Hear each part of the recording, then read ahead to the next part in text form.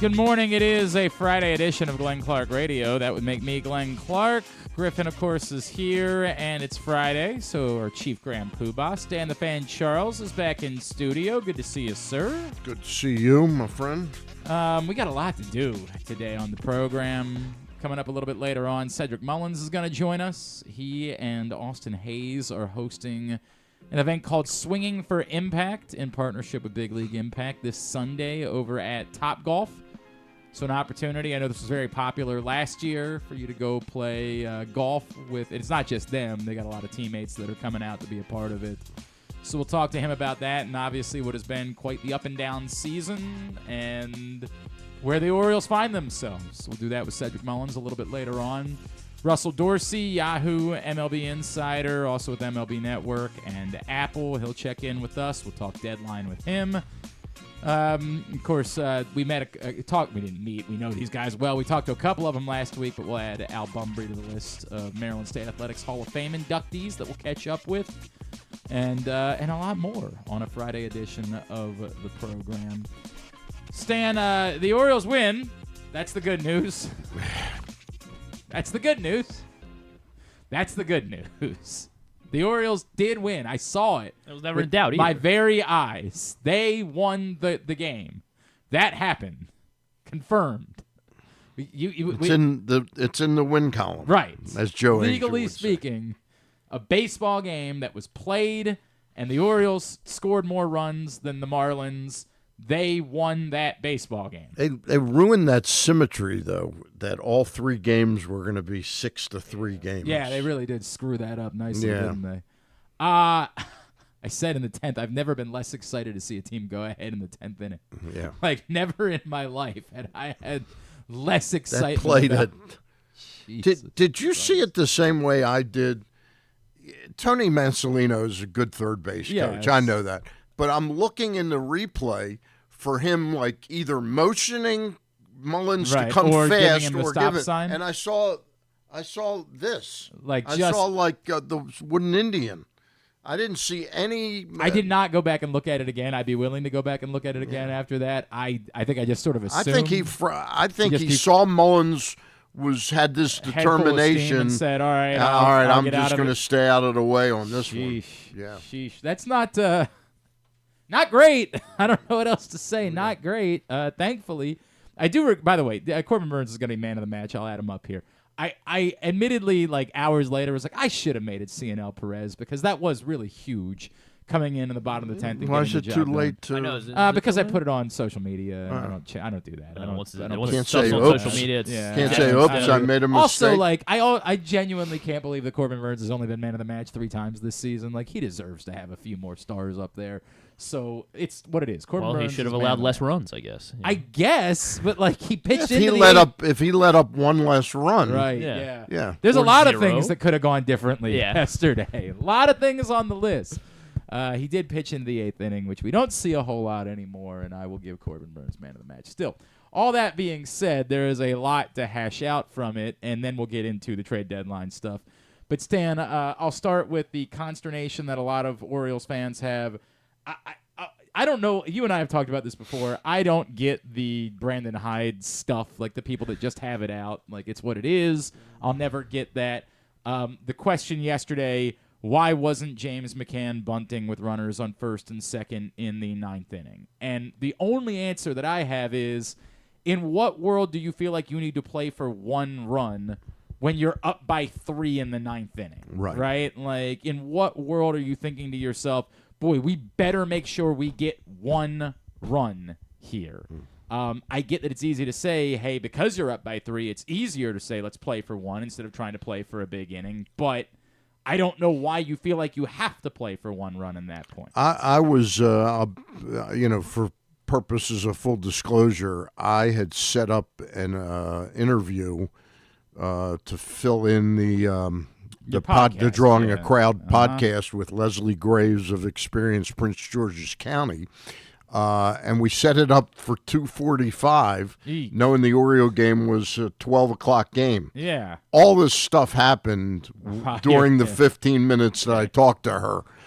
So I really wasn't even scoring yesterday's game. So first first game that I watched a lot of that I didn't score the game. I was actually going to go back in last night and fill in a scorecard by looking at. So I don't even remember what the situation was. Top of the ninth inning, right? Austin Hayes leads off with a hit, single, and then right? Connor Norby, no, he got an infield hit, right? Okay. And so you've got runners on first and second, right. Nobody out, and James McCann coming to the plate, right? And it's again, in hindsight, and he is a good bunter too. We've seen him a couple times. In hindsight, it's easy to say because he hit into a double play that he should have bunted. In the moment, there were people that I know as I was watching the game and hadn't he gotten a single the last time? Well, he definitely had the RBI single early in the game. Right. I don't remember if it was his. Was that? Oh, that was like in the fourth inning or something earlier like that. In the game. He did have an RBI single, right. obviously, earlier in the game. I have no problem up 3 playing, not playing for 1 run there. Well, I think it's easy to look back and say you could have, right? Like you could have played for 1 run, but I don't know what about being up by 3 in the 9th inning makes you say you need to play for 1 run. And the argument that some people have is, well, you're not really playing for 1 run. You are playing for 2 because you're trying to get a runner into scoring position where a base hit there scores both runs. Right. Yeah, kinda. Like you kind of are. I have no great problem with that. It feels like every time something happens. Kimbrel, I know everybody's dumping on him. I got like a text from a buddy of mine yesterday. He's FOS, like he's horrible, And I'm saying, he's really horrible. He's given up like 1 run prior to yesterday. Well, the Yankees thing was a disaster, obviously. Yeah. Like, that was a disaster, and that came on. I think the bigger problem is that it's like his struggles now are coming when he's like the argument was, hey, you got to know that you got to give him rest, right? Like you can't use him now this he's much. Being underused. Now he's struggling with rest, and so it's where is the middle here? Right. The other complaint about Hyde is leaving Kimbrel in to face Bell, specifically because Bell has kind of owned Craig Kimbrel over the years. And it's also, I think, a fair conversation. What were the numbers on that? Because I want to say it was 4 for 5, but I will double check it. Let me make sure that I have that correct. Josh Bell, Kimbrel. Oh boy. Oh, the career. He was 4 for 5 coming into yesterday, so now he's 5 for 6 after yesterday. And I'll tell you, it was wild for me because I was finishing up the interview when he got that single. I thought it was driving in 2 runs because I'd lost track of how many were. So I go, they lost the game. Yeah. I also, what was his pitch count at that point? How many pitches? And I don't remember how many pitches were in the bat. It was probably over 20, I'll bet. I don't remember how many pitches were in the at bat. The Bell. I don't remember if it was. Oh, I think it was. Wasn't that first pitch? Was it first pitch? I think it was first pitch. He threw 28 in the inning. Okay, so then he was at 27 at that point. So the question that Cano had been warming, he's ready. Kimbrel has struggled in his career against Josh Bell and had already thrown 27 pitches at that point. Should he have been pulled and Cano been given the opportunity to face Josh Bell? And I think it's a fair question. I think the counter would be, did Brandon Hyde feel like, hey, Kimbrel should have been out of this before, Gunnar let him down, I want to give him the opportunity to work his own way out of it because it's almost unfair that he's in this spot to begin with. And do you worry that you cause a bit of a pissing match if you go out and get him and he says, I don't know. I don't know what the thought process is on that. I think Kimbrel has shown a lack of ego that wasn't going to be a problem. He knows game situations. He's always in close games, It's not somebody who's not used to that, so it's not his first rodeo. I just think he probably thought, I don't know what he thought. I don't know what he thought. Honestly, that one's, I think, a fairer criticism than the bunt one is. Like, I think that's a fair criticism to say at 27 pitches and me not knowing the history between Josh Bell and Craig Kimbrel, that, that's probably not a great spot for him. I don't know, and I didn't listen to see if that was something that he... I honestly can't tell you how hard the balls were hit off of him. I saw the tough play that with Nick Gordon's little bouncer that Norby tripped over his feet. Mm-hmm. But I watched the replay. He wasn't getting Nick Gordon on that play. No. He wasn't making that play. Yes, he fell down, but he was not... I don't think he was making that play so that wasn't a hard hit ball. I know one of the other hits. I mean, the error by Henderson. Well, and so it wasn't like he was getting bigger racked problem over. is the walks are the problem, right? The walk. If we want to have the Craig How Kimbrell many people did he conversation, walk? He walked two. Two. And that's after he walked 2 against the Yankees, Yeah. right? Like the walks are the bigger issue that I don't know how to define. I don't know what's going on with Craig Kimbrell that he's not throwing strikes in these situations. Well, I think you touched on what the problem is. It's the Orioles have – Brandon Hyde has gotten it in his head that there's an overuse problem with him because we play a lot of close games. The Orioles have been getting their ass kicked in some games, and I think Brandon Hyde has to determine and make a little alteration that, you know what?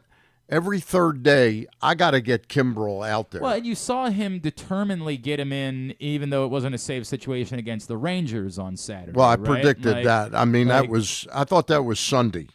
I thought it was when they had the 4-run lead on. Did he pitch on Sunday as well? He might have pitched on. I thought when they had the 4-run lead on. I thought he got him in a game that was out of hand one way or the other. One of those 4-run games. I thought it was the 8-4 game. I thought it was. I'm double checking on it. Yeah, it was the 8-4 game on Saturday. Okay. Yeah, that they made sure that they got him in, Right. and again, that's not a. You're 1 run away from that being a safe situation. So again, though, he hadn't pitched Sunday, Monday, Tuesday.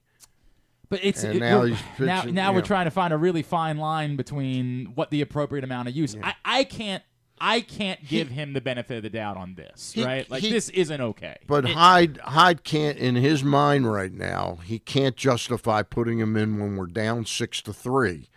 And I'm saying he's got to make a slight adjustment when his team is in a rut. He can't let the closer, if that's his closer, he can't let him go 4 and 5, 6 days without being used. I'd rather he err in the side of getting him a day in between that than worry about using him back to back to back or back to back. I think he's got to keep him sharp. And I don't think he's done a great job at that. It's very weird because he went from that stretch on the West Coast where he saved 4. He was 4 for 4 in saves, and then he had 7 days. He had 7 days off. Blew the save against the Yankees, right? And then obviously had the All-Star break, and he let a couple base runners on against Texas in a non-save situation. And then there was last night, or not last night, but yesterday, and with again 5 days of rest. It's not that I could say that's nothing. I still don't think it can absolve of like. Whenever you're pitching, you can't be putting 2 guys on base. Well, I mean that's obvious, but the question is there something happening that could be a mitigating circumstance? And I'm saying that Craig Kimbrell can't go 4 and 5 and 6 days without pitching. But oh boy, or is this just the story of Craig Kimbrell? Like that's where I'm kind of between the two things at the moment. But where's the story for 22 innings or something? Right. Well, that's like what that? I mean. Like his ERA was down to 2.1. Right. And like now it's going to balloon to 3. Like I think that's just, and then maybe we'll see it, and then we're going to see another stretch. I don't. August those weren't earned runs yesterday because the error. Correct. The only one was his ERA was 2.72 entering yesterday, and he allowed 1 earned run. Yeah. One was earned. The error mitigates that, and again, that's part of the conversation, right? Like to be fair, he did. The ultimate result of what happened with Josh Bell, to me, is far less the concern of the walk. Like, the walk's the thing I keep coming back to. It's like the Yankees game. I'm not concerned about the fact that he gave up a home run to Ben Rice. Every now and then, that's going to happen. Felix Bautista gave up home runs last year. That's going to happen. Like, you can't... You make a pitch and a guy makes a like that's baseball. And that's what they're trying to do too, right? Like that's the reality of it. Baseball is you're gonna give up home run. Things are gonna happen. Yeah. It's just the constant, and it's probably because it's not just Kimbrell. It's so many guys. The Orioles right now have a serious problem with just putting free runners on base for anybody not named Corbin Burns at the moment, and so. I think it's the bigger issue that I'm dealing with is just the totality. You know, it's really weird. At the time he got hurt, I didn't think the Danny Coulombe thing was huge. You know, first of all, I didn't remember hearing initially the first day that it was going to be like until September or something like that. Turned out to be a really huge loss. Oh, he had been. I mean, I guess you would still say Jacob Webb has been for the totality of the season their most reliable reliever, but Danny Coulombe had been their most reliable reliever at that point. And even Jacob Webb, who's been reliable, is had a big bump in the road this week. Like he walks a little too many people too. It's a common theme. Yeah. It's a very common theme at this point. And you know what's really annoying is we give up a lot of free bases, and I'm not even talking about the stolen bases. I'm talking about the balls in the dirt that get away from. That was definitely a wild pitch, but they give away bases very easily. In the 10th even after right, like you go score the run and you get a couple of big. Like, Cionel Perez is doing yeoman's work, and then there it is, right? The ball gets away from him. God bless him. Cionel Perez deserves a hearty pat on the back for coming in that spot and not giving up a run yesterday with the totality of how everything was going for this team. That was a massive spot for Cionel Perez yesterday, and he deserves a great deal of credit. If the worst thing that happened was one wild pitch that McCann nearly came up with. I mean, my God, did he nearly make an amazing play there. Yeah. Still, the Orioles win. That's where they are. They come home. They now face the Padres for 3 starting tonight, and we will see what the rotation looks like after Saturday. Albert Suarez would be scheduled to pitch on Sunday. They're not announcing that yet. I don't know if that's because there's still a Cade Povich thought. I don't know what the thought process is, and obviously the doubleheader on Monday and the trade deadline certainly factor into all of these things. So, with that in mind, Stan, we're going to play a game. Not like the game we played last week where I whooped your guys' Where you created the rules that Griffin and I didn't know about. No, the rules you were had been right planning. The rules were right in front of you. The way that should have happened is about 2 days before we should have gotten the rules. I planned it all out. Yeah. You were doing mock auctions beforehand. Right, exactly. You told me and Stan. Is that what you think was happening? The mock auction. That's right. Auctions? Yeah. Is there a website for that? I don't know what you're capable of. Yeah, it's in the deep state. Is that where it is? Yeah. Not that type of game. No, we're just going to play a name association game. Okay. Going into the trade deadline, like Tarik Skubal. Exactly like that. And we're just going to talk openly. Like, I don't feel like I have to ask the questions. I think we can just say the name, and we can have an open conversation on both ends. So we're going to alternate. We're going to do trade target, potential trade asset. So we'll alternate as we play the name association game this morning. The name association game is brought to you by Live Casino and Hotel Maryland. He's probably been doing mocks of this too, Griffin. We can't win this one, Stan. There's no winning and losing in this game. Say that now. Well, yeah, I'm going to win for the record. Live Casino Rewards members have the opportunity to earn discounts on cash and credit purchases at the casino. Join the Live Casino Rewards Club online or in person at Live today. See complete details, livecasinohotel.com. And, of course, the best place to watch the big UFC fight tomorrow night is Sports and Social inside Live Casino and Hotel Maryland. All right, so first name. We're going to start with trade. We'll go trade target, trade asset. Trade target, trade asset. The first name we will begin with, the trade target. Oh, you know what? I know how we do this. Let's bring back 5 words or less. Let's do it that way. All right. We haven't done 5 words or less in a long time. He probably thought of this no, like I literally Wednesday. just thought of this. I can't win this game. 5 words or less. We begin. First trade target that we'll discuss. Garrett Crochet. 5 words or less. Not all that interested. Certainly 5 words or less. There's no doubt about that. It's gotten too complicated with him saying he doesn't want to pitch out of the bullpen. My concerns about him kind of petering out this late in the year, and also the added thing that he wants in a contract extension now. It's, to me, I think he's playing himself. I think there's one team that would pony up for him.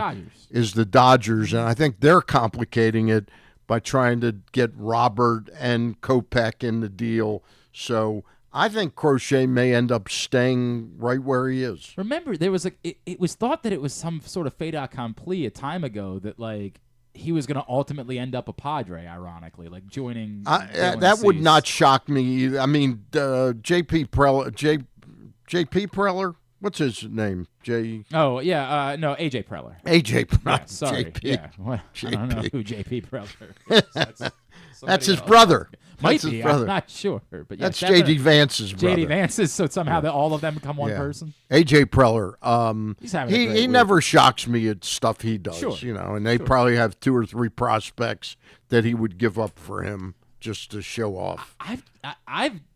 My 5 words. I've just never been interested. Like I've never thought that, or just not the right fit. Probably would be the more appropriate words. I've just never thought of any of the guys we talked about related to the Orioles at the deadline. And as much as I've heard the Orioles, I've done very minimal reporting. Right, I have been told by multiple people the Orioles were absolutely having conversations about Garrett Crochet with the White Sox, and it has never made sense to me.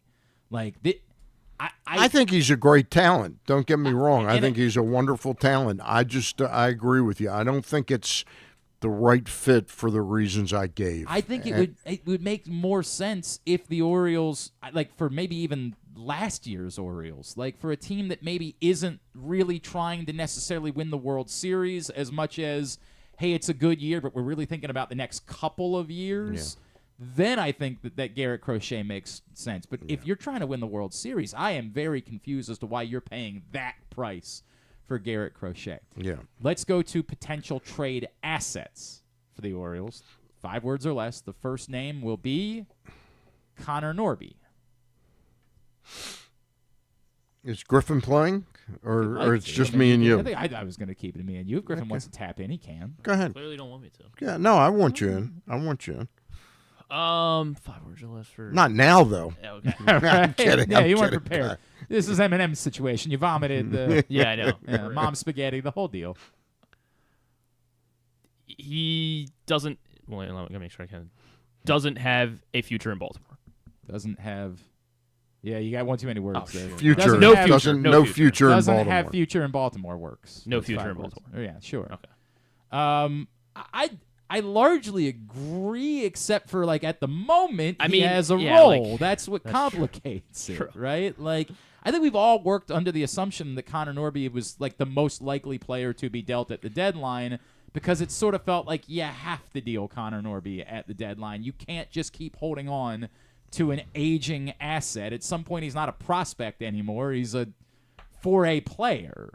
But is that at all complicated by Jorge Mateo being down for some time and their reluctance to call up Jackson Holliday at the moment for whatever reason, whether that's because they don't think he's ready to play second base every day coming back from the injury, they don't think he's ready to play second base every day overall, they don't want to bring him up until they think they can avoid him getting a year of service time and waiting till next year. PPI thing, right? Yeah. Okay. Does that complicate? Here's my 5 words on Connor Norby.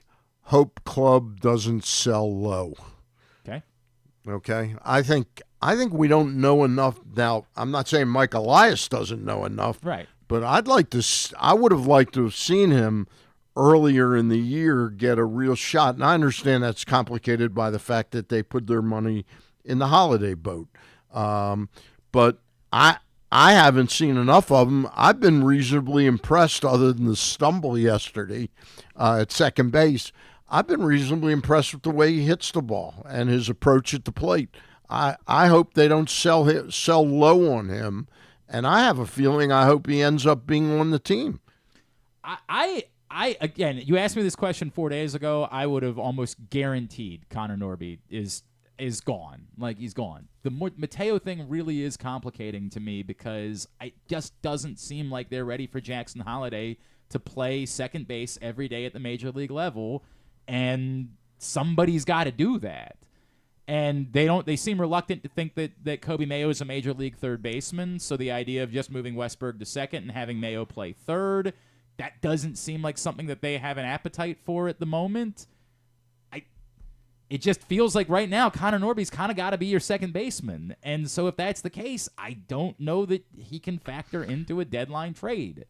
And that doesn't mean he might not be traded in the offseason, right? Like, I'm starting to think that Connor Norby's an Oriole. I'd like to see him get more of a look during this injury. And I know it's awkward because if they're in trade talks with some team over a really good starting pitcher, right, and Norby is who that club wants, I don't know that I would not trade him, but I just hope they don't sort of, I look back at Tanner Scott, and I never liked him being thrown in that Cole Sulzer deal. I'd never liked that. Boy, how bad does that trade look like? Yeah. How bad does that deal look right now?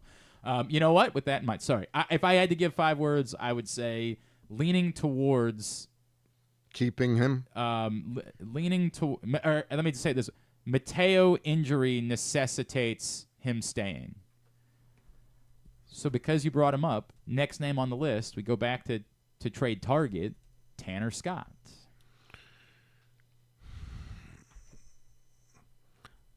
Elias won't pay price. Okay. I think that Flaherty and Elias, Flaherty and Scott are 2 guys I don't think he'll want to look bad by basically admitting, we got this one wrong. Yeah. Okay, go ahead. Shouldn't have left Miami without, Shouldn't. That's good. That's a good one. Shouldn't have left Miami with that. Okay. Yeah. All right. I said that going into the series, and clearly, I think it's even more true after what he did to this Orioles team, and after the way things went yesterday. Like they have a back end of the bullpen problem. I'll say, and sort of a follow up to what Stan said, I'll make mine tough pill, might have to. It is a tough pill for multiple reasons. One, because I think one of the things we've talked about is that you shouldn't be making rental trades should not be this team's priority right now. They do not have this is the year. They should be trying to make trades that extend their window. So I'm opposed to most rental trades. What would it cost? See, in other words, I can't pay the price to get him, right, and then say, well, we just wanted him to get to the World Series. We're not paying him right. $27 million. What is he on the market? Yeah, what is he on the market? I think he's like about $8 or $9 million, maybe $10 million a year. In that $40 million pitcher. That's the range for Tanner Scott. And obviously, if Felix Bautista is back next season, right, you don't really want to be paying 2 closers. The flip side being that you're not paying Felix Bautista an extraordinary amount, so that maybe changes your willingness, your appetite to pay another arm. It's a good point, and also you don't know whether. I would be saying too, right. I know how unpopular Kimbrel is today, but if the season were ending today, I'd almost say let's take Kimbrel on that option just in case Bautista. What's the number for that? I think it's like $12 million or something like that. Okay. Something like that. No, but I understand the idea of an insurance policy for Bautista. Yeah, thinking after a year off, right, after that watching all the complication that he's right, going to suddenly be the mountain again.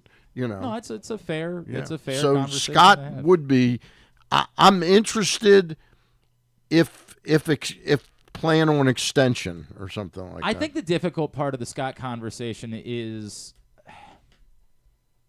look, you can bring up obviously the fact that it would require Mike Elias to say, "Hey, we screwed this up." Yeah, you've got to, as a general manager, you've got to be able to do that, right? It's like Ozzie Newsome going up to the podium and saying, "Hey, we got Anquan Bolden wrong," right? Like, now he didn't do that again, but the first time when they traded for him, we were like, we screwed up in the draft. We did not. But boy, didn't the Ravens under Ozzie often keep guys too long because they were 3rd or 4th round picks? A little bit, but they also did a lot more of the other thing, which is guys left, and then they said, came back. Hey, if we can work this out, we'll have you back. Yeah. Like, there was a lot of that over the years.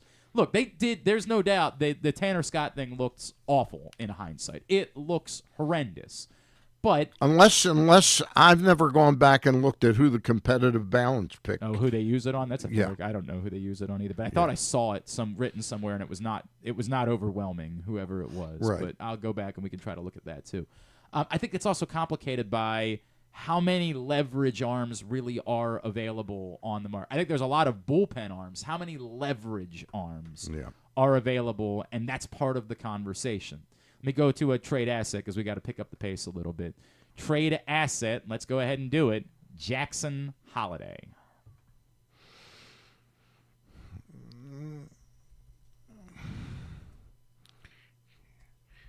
can't sell this one low. I mean, they just can't. Again, if you talk about acquiring Tarik Skubal, to me, you got to be prepared to. I know he's not a free agent next year; he's got a couple of years. But to me, you got to see what you can do about if you give up a Jackson Holiday. I want Tarik Skubal here 5 or 6 years. Mm-hmm. I don't want him here for 2 years. Well, is the flip side the reluctance of anybody to give someone with 2 serious elbow issues 5 or 6 years? Yeah. And, that makes it look. Ultimately, for me, fun debate,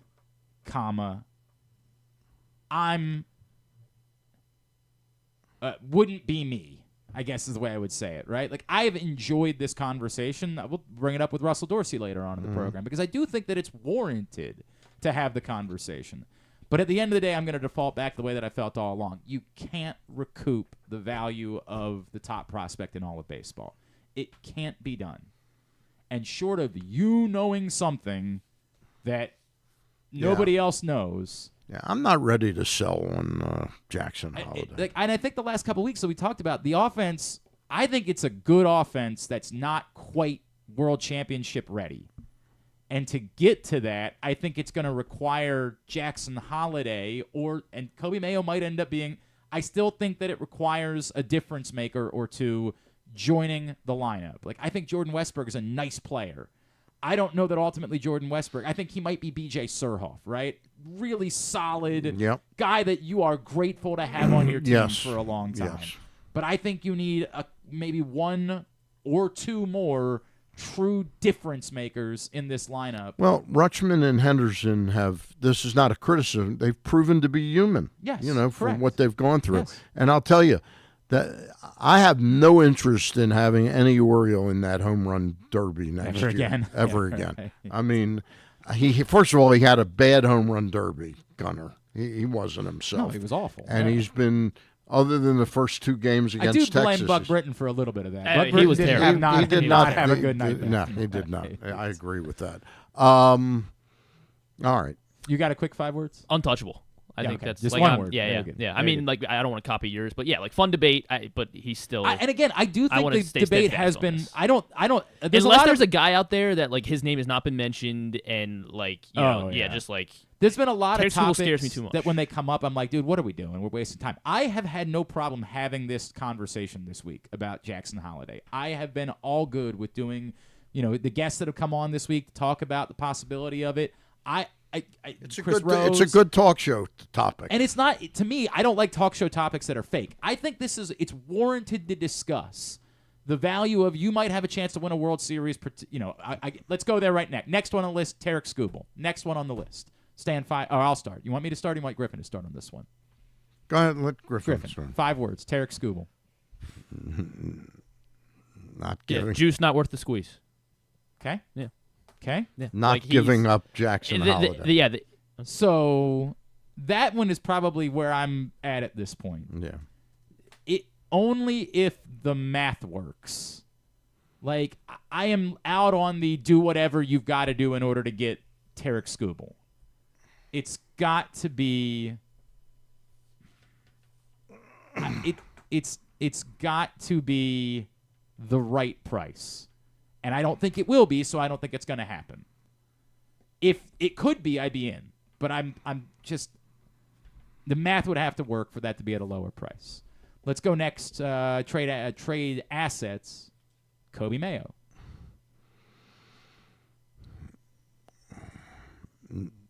Not for sale. Okay, you're doing the untouchable. I love him. Yep. Love him. Griffin. I think I agree with Stan. So I gotta. You can use the same. Yeah, you can perjure me. I can perjure you. Yeah, I mean, he's an Oriole. Like those are my words. He's an Oriole. And you can't move him. Largely in agreement. I'm just going to use the phrase that I used the first time. Too close, good, right-handed. Those two, he's too close to being an Oriole. He's too good of an asset, and He's the one right-handed bat that you have. How about better than Duke's Mayo? Significantly better than Duke's Mayo. I love Duke's Mayo. Are you a Duke's Mayo I'm guy? a Duke's Mayo person. I might have been until it was dumped all over me a couple years ago. Well, we did a bit. It was fun, but I'm out on it from there. All right, real quick, we'll just hit two more on the trade target. Eric Fetty. Makes the most sense. Okay.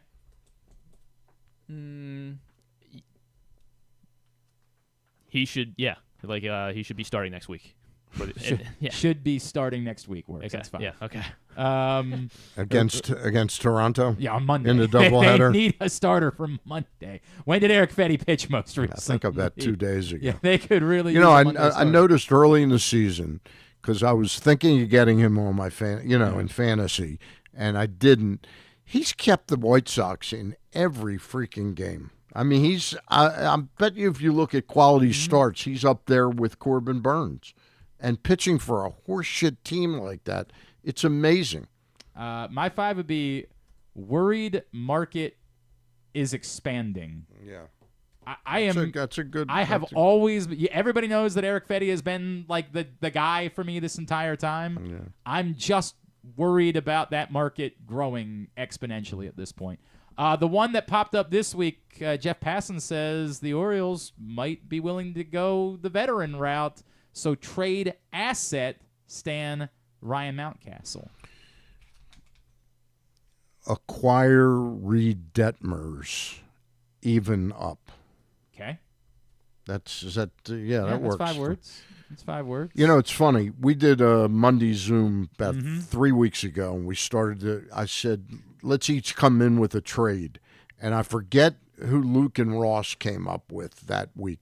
But I said, I was third, and I went, my idea is a real out-of-the-box person.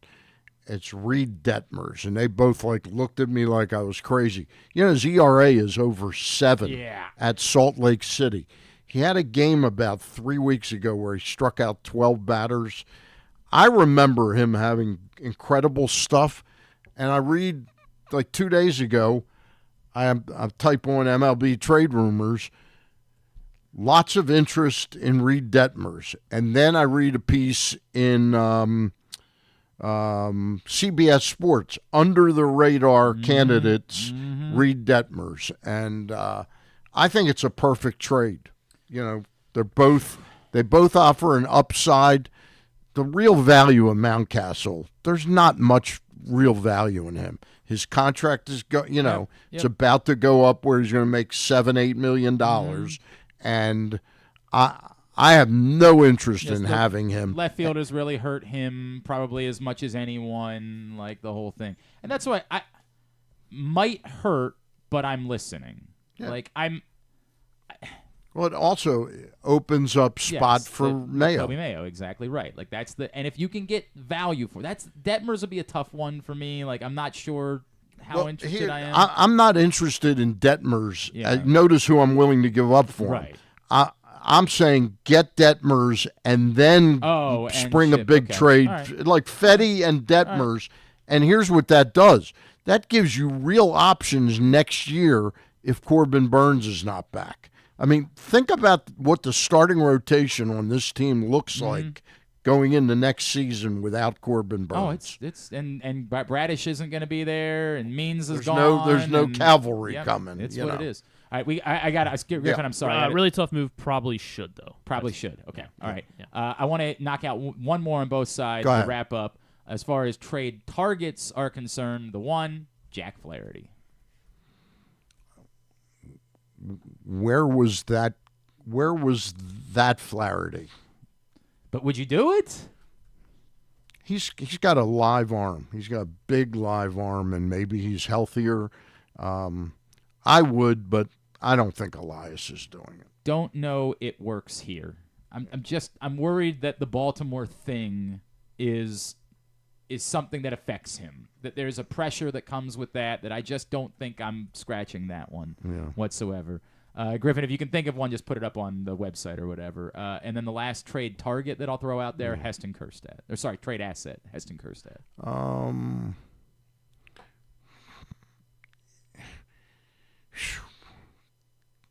complicated by outfield issues. They got a real mess in their outfield in a way. You know, I mean, Cowser still excites me.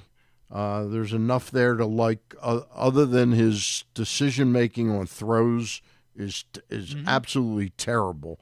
But he can go. His range is outstanding. He can go get the ball. Yep. There's no question about it. I like a lot of what I see with Kjerstad. I worry that he's cursed. You know, with everything that he's been through. Everything he's been through. I mean, he really looked. You can't say he looks as good now as he did when he first came up before he got beamed. Inherently disagree with that. Painful but not untouchable is where I'm at. Like if that's what you got to do to make a deal, that's what you do to make a deal. Yeah. But I'm not trying to trade Heston Kjerstad. I do it in order to make the deal. All right, we'll get those up at Glenn. Can we get those at GlennClarkRadio.com? Yeah, I might need your help, but yes. I have like 95% of them written. All right, we'll try to figure it out.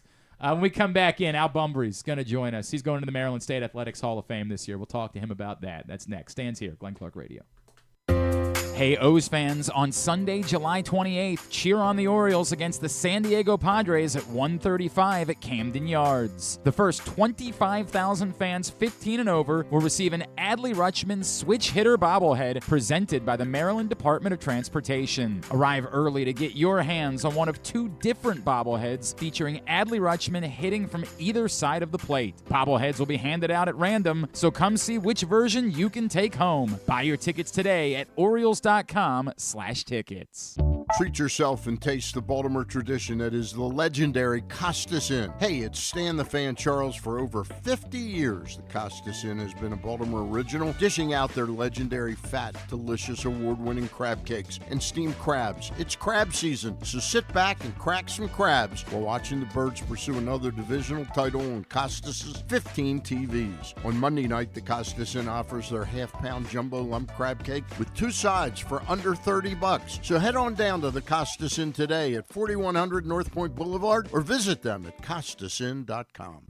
Gambling can be a fun and entertaining experience, but there are risks involved. If you're planning on betting on the game at the casino or on your phone or computer, know your limit, stay within it. Set a budget and a time to stop. Remember, gambling isn't a financial solution and it doesn't mix well with alcohol or drugs. Know the risks and have a plan before you begin gambling. For free and confidential services, call 1-800-GAMBLER 24/7 or go to helpmygamblingproblem.org. Discover one of Baltimore's hidden gems at Guilford Hall Brewery. Enjoy dinner in our spacious brew pub, sip a signature cocktail in our outdoor dog-friendly beer garden, or take a tour of our brewery. Discover your new favorite local craft beer. From crisp lagers to hoppy ales, there's something for everyone to enjoy. Pair your brew with delicious appetizers and entrees. There are options for the whole family, but you have to try our fan-favorite giant pretzel. Guilford Hall Brewery, where every sip is a celebration. Visit us online at guilfordhall.com. Make the most out of every day in your Toyota RAV4. Available in hybrid or gas-only models. A RAV4 can get you where you want to go in style. Check out buyatoyota.com for deals on new RAV4s from your local Toyota dealer today. The drug scene in Maryland is changing. Fentanyl and xylazine are being added to street drugs, and you may not even know it. Xylazine is not even intended for humans, and fentanyl is an opioid 50 times stronger than heroin, and contributed to over 80% of overdose deaths in our state. Anyone who uses drugs, even occasionally, is at risk of overdose. To learn more, visit stopoverdose.maryland.gov or call or text 988. There he is, Agent 00 Chicken. Nothing can keep him from Royal Farms Chicken Palooza. Because right now, he can get a 3-piece world-famous chicken box for just $8 with a portion of each sale donated to a local charity. Plus, register to win world-famous chicken for a year. Come to Royal Farms Chicken Palooza. It's a real thriller, but it's only for a limited time. Real fresh, real fast. Royal Farms. The latest edition of Press Box is available now, and on the cover, Glenn Clark and Stan the Fan Charles sit down for a sports conversation with Maryland Governor Wes Moore, discussing the Orioles and Ravens stadium leases, the future of horse racing in Maryland, and how his own football career at Johns Hopkins shaped him as a leader. This is also our annual travel issue with information about sports tourism opportunities in Maryland for your family to take advantage of throughout the summer. Press Box is available for free at over 500 locations throughout the region, including 60 Royal Farm stores. Or you can read the entire issue at PressBoxOnline.com, where you can find great betting advice and the best daily coverage of the O's, Ravens, and Terps. One of the things that's definitely wrong with this country is that this dude still has a job somehow, some way. Glenn Clark. All right, back in here on GCR. We continue along on a Friday edition of the program. Stan the Fan Charles is here, and we should have pointed out, yes, there have been a couple of trades that have been made so far. As Randy Arozarena goes from Tampa to Seattle. Seattle needed a bat. They probably need more than one bat. But they get Randy Arozarena. It feels like there's a split, like that maybe the price wasn't all that significant for Randy Arozarena, with the reminder that, again, he's hitting sub 220 this season, so... Yeah, and he's about to explode contract-wise, yes. So they get one more player, a player to be named later in the deal. They get Aiden. Neither of those are Aiden top, Smith and Brady Hopkins. Thank you. Yeah. But neither of them are top 10 prospects in the Mariners system, which I think is why the response was like, really? That's all it costs to get Randy Arozarena? And then A.J. Puck, who obviously we just saw pitch against the Orioles this week, goes to the Diamondbacks, so they get a bullpen arm there. That would have been one. I didn't know anything about A.J. Puck until 2 days ago, and all of a sudden I'm like, wow. Former Oakland That guy's A. impressive. Yeah. That was a lot to like. Stan, you have been involved with the Maryland State Athletics Hall of Fame for a good long time now. Yes. And we were talking about it last week. You all announced this year's class of inductees. And we chatted with a couple of them, but we wanted to let another one jump on with us this morning. You know him as the Bee. He's one of our absolute favorites. I voted against him. Oh, you said no? Yeah, I said no. I was the one person that said no. Just kidding, Al. He is Just World kidding. Series champion, the great Al Bumbry, back with us now here on GCR. Al, it's Glenn and Stan the Fan. It's always great to catch up. Thank you for taking a couple of minutes for us. Okay, you're quite welcome. Stan, don't worry about it. I knew you were kidding. In fact, you've always been such a respectful. I mean, I've always loved you, Al. I mean, seriously. The stories about your days in Vietnam, even though I was an anti-war guy, but boy, you were somebody I wanted in the trenches, when we were fighting to win games. Well, it's a fun thing about that Vietnam thing. I was an anti-Vietnam guy too, but because I took the advanced ROTC program, I committed, to go on to serve my country, to serve the U.S., as an officer. Yeah. And of course, once I made that commitment, then I'm a commitment guy. Once I commit to something, come hell or high water, that's what I try to follow up on. So that says it all. I really felt like I was going to Vietnam, but I committed myself. And obviously, when I got orders to go, I feel that obligation. And we are grateful that you did, Al, and we always appreciate that. Al, if I could, this you've been, you get so much recognition over the years, but this uniquely, you're not from Maryland, right? You didn't, you aren't from far away, but you're not from Maryland. What does it mean to you to be recognized? And we know it's not just because of your playing career, but because of how committed you've been to staying here and making this home and the work that you've done with kids over the years. What does it mean to be recognized by what's become your home state over the years? I mean, it's a very appreciative nomination. I really appreciate them, nominating me for the Hall, particularly since, I'm not a Marylander in a sense of being born here in the state of Maryland, but ever since I played here with the Orioles, and I made a commitment, to become community oriented, like the Orioles have always, always asked that of the players. And once I committed to it, and I got recognized in the community, and even now, since I've been retired, the overall community still recognizes me, and I feel good about that, which means I must have done something on the field that attracted their attention initially. But at the same time, when I've been away from the field and the things that I contributed, they recognize that. So I'm very appreciative of being selected into the Hall. I think it's a real statement. Why did you like? Why was this your home after your playing career, Al? Why? What made you say? Because I was here. Because of Stan? Is that the reason? Yeah, come on, man. Stan, I love you, brother. But it was sort of like I can sort of explain it simply by saying, when you come from a small town, I was in Virginia, and the opportunities that are not there as it is in a larger city. So, and when people graduate from high school in King George, they went to college or then they never really moved back to King George after they went to college. And I sort of fell into that mode of leaving a small town, coming to a big city. It wasn't planned, but once I got here in Baltimore, and I loved the city here, and I lived in an apartment, then I lived in a condo, and then I purchased a single-family home in 1982. I had that constructed.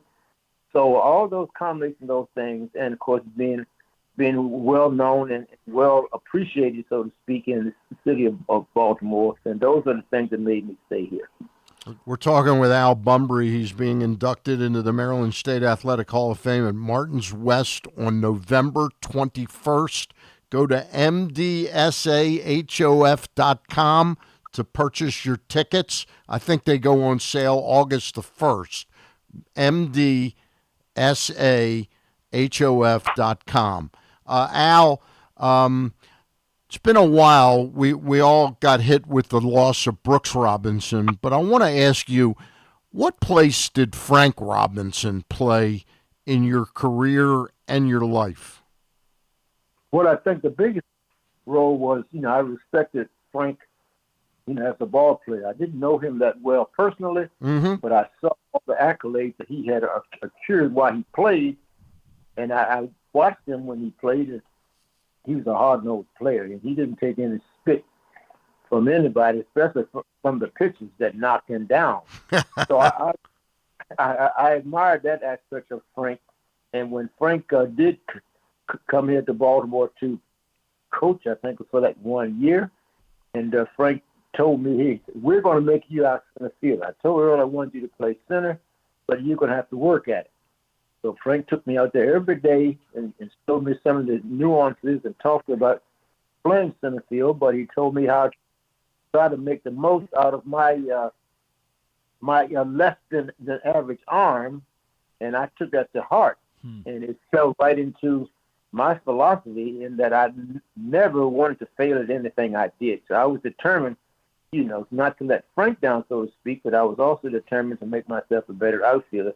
But Frank was the one there that took me, under his wing and said, we're going to make you a center fielder. And the fun thing about it was 1 year when we made the playoffs. I think we made the playoffs, and the team bus going to the ballpark, Frank was on the bus. So when Frank got up, and I stopped to let Frank up, and Frank said, no, you go ahead. You go ahead. You should be in there every day, and you should be playing center field.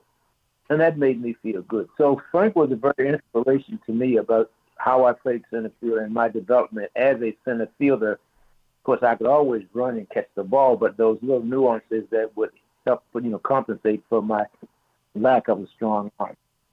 Al Bumbry, the scenes last summer with you all being back and celebrating the 40th anniversary, that was such a special weekend at Camden Yards. I just wonder, as someone who has stayed here and has stayed so associated with the ball club, and I know how many of the alumni things that you do, you really are like the most popular man in town, Al. Like, how much has it meant to you, given everything that the club has been through over the years, to see them in the position that they are now, to have moments like that at the ballpark? What has that meant to you personally as someone who has kept such a close association with this team? Well, with the recent resurgence of the Orioles in terms of being competitive, in terms of having a winning ball club, I guess obviously it's refreshing and it's exciting to see. But all the community work that I do, going out and meeting the fans, one of the most difficult questions that I always got asked was, what's wrong with the Orioles and what do you think I should do? And they're not doing this and they suck and all this kind of stuff. And it just made my PR stuff more difficult.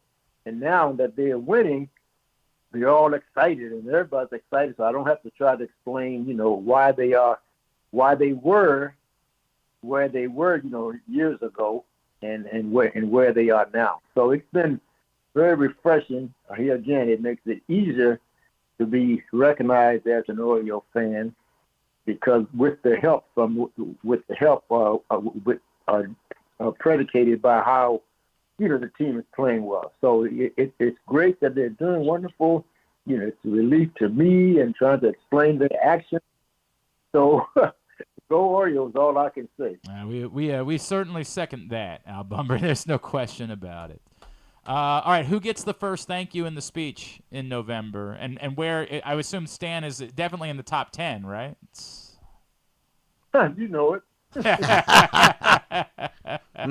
I'm not even close to an honorable mention. I don't know. I feel like you might be in there. Who gets the first thank you?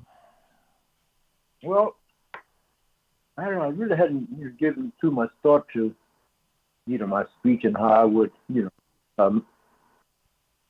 address it. But I would say probably people ask me what's my most memorable moment as an Oriole. And I tell them that the parade that we had in 79 after we lost the World Series, nobody wanted to go. Earl said, we're going to this parade. You guys are going to the parade. And we went, and nobody wanted to go. And I was totally taken back by the enthusiasm that the fans showed to as having been in the World Series, but we lost and we were disappointed, obviously, and I'm sure they were too, but you could not judge by their enthusiasm.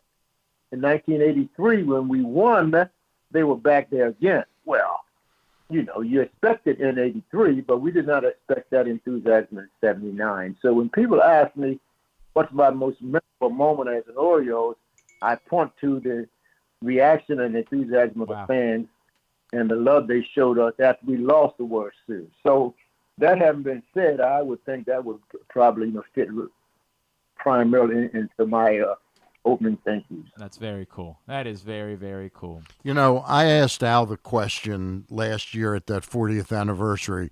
I asked you the question, Al, about Earl Weaver. The fact that in 83 there were those that always said that the reason the team got together so much in 83 to win it all was to show that we didn't need Earl Weaver. And Al's answer was, we didn't win it because of Earl Weaver or anything like that. He goes, we were still pissed about 79. Yep. And I thought that was a great answer.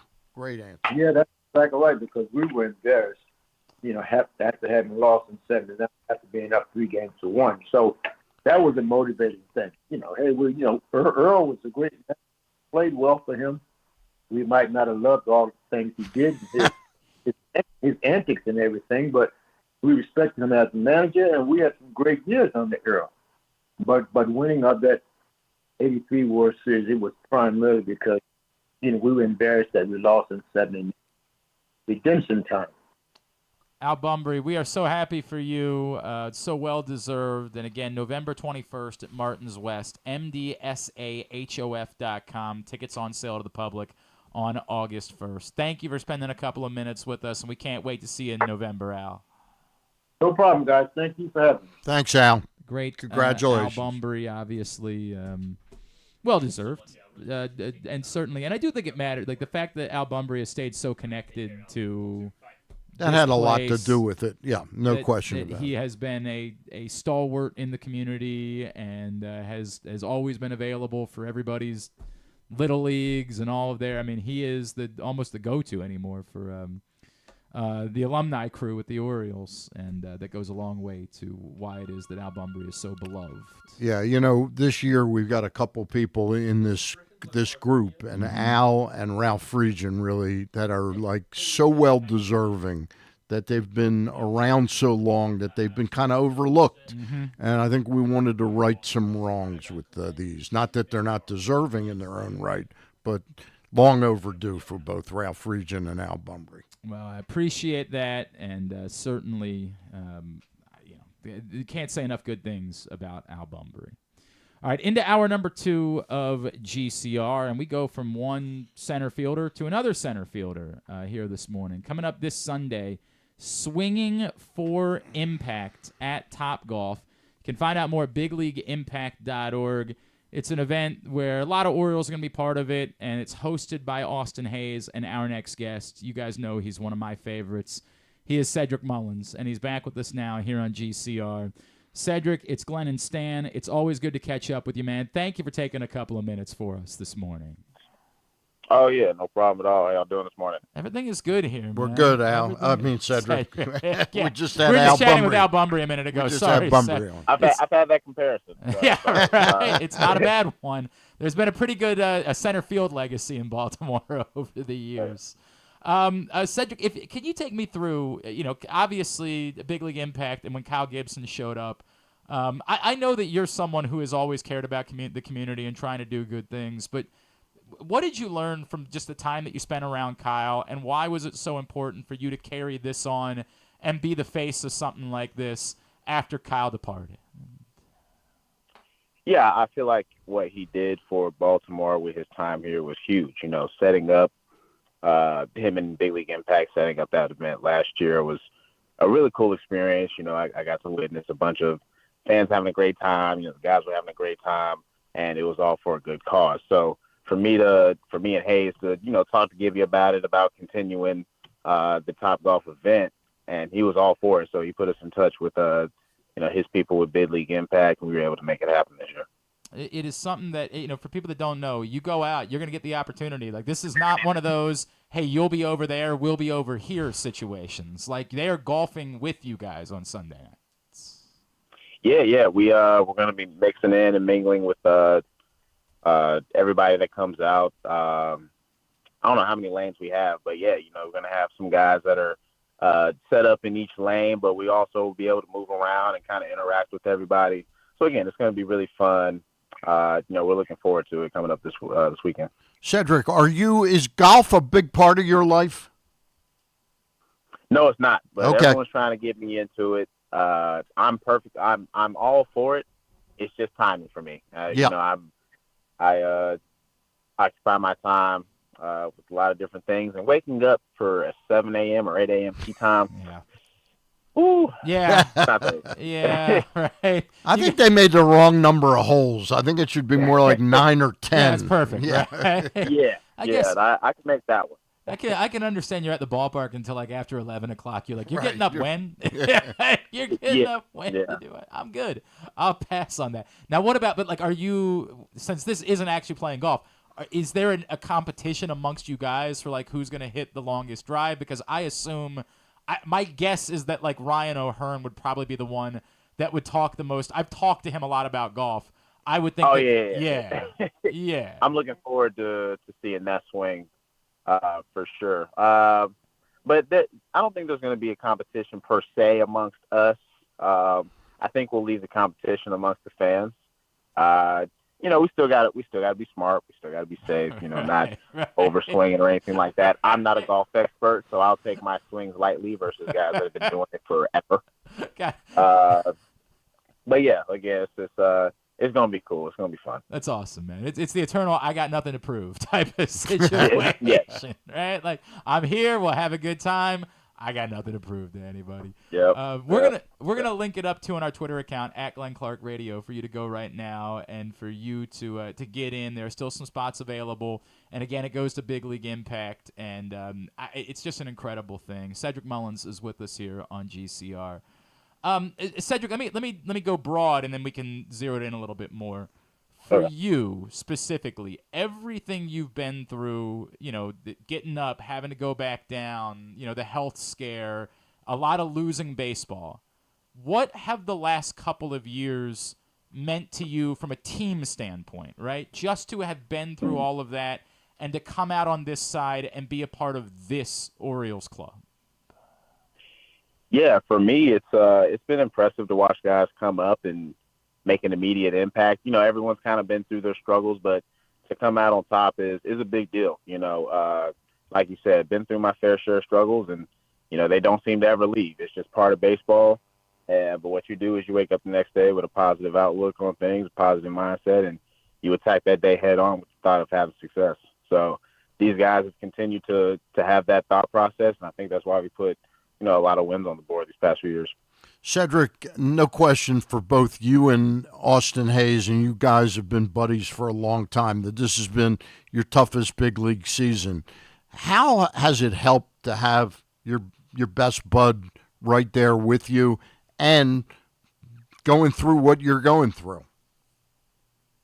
Yeah, I think it's more being able to talk things through, being able to continue to create a plan, you know, as you're moving through and competing through the struggle. You know, it's not those situations where I'm giving up at bats or I've just folded on myself and not taking things seriously. No, that we both continue to have a winning mindset every single day and approach each game, you know, like it's our debut. You know, we come in with excitement, we come in with energy, wanting to do well for, you know, not only ourselves but the team for sure, because, you know, amongst personal success comes team success.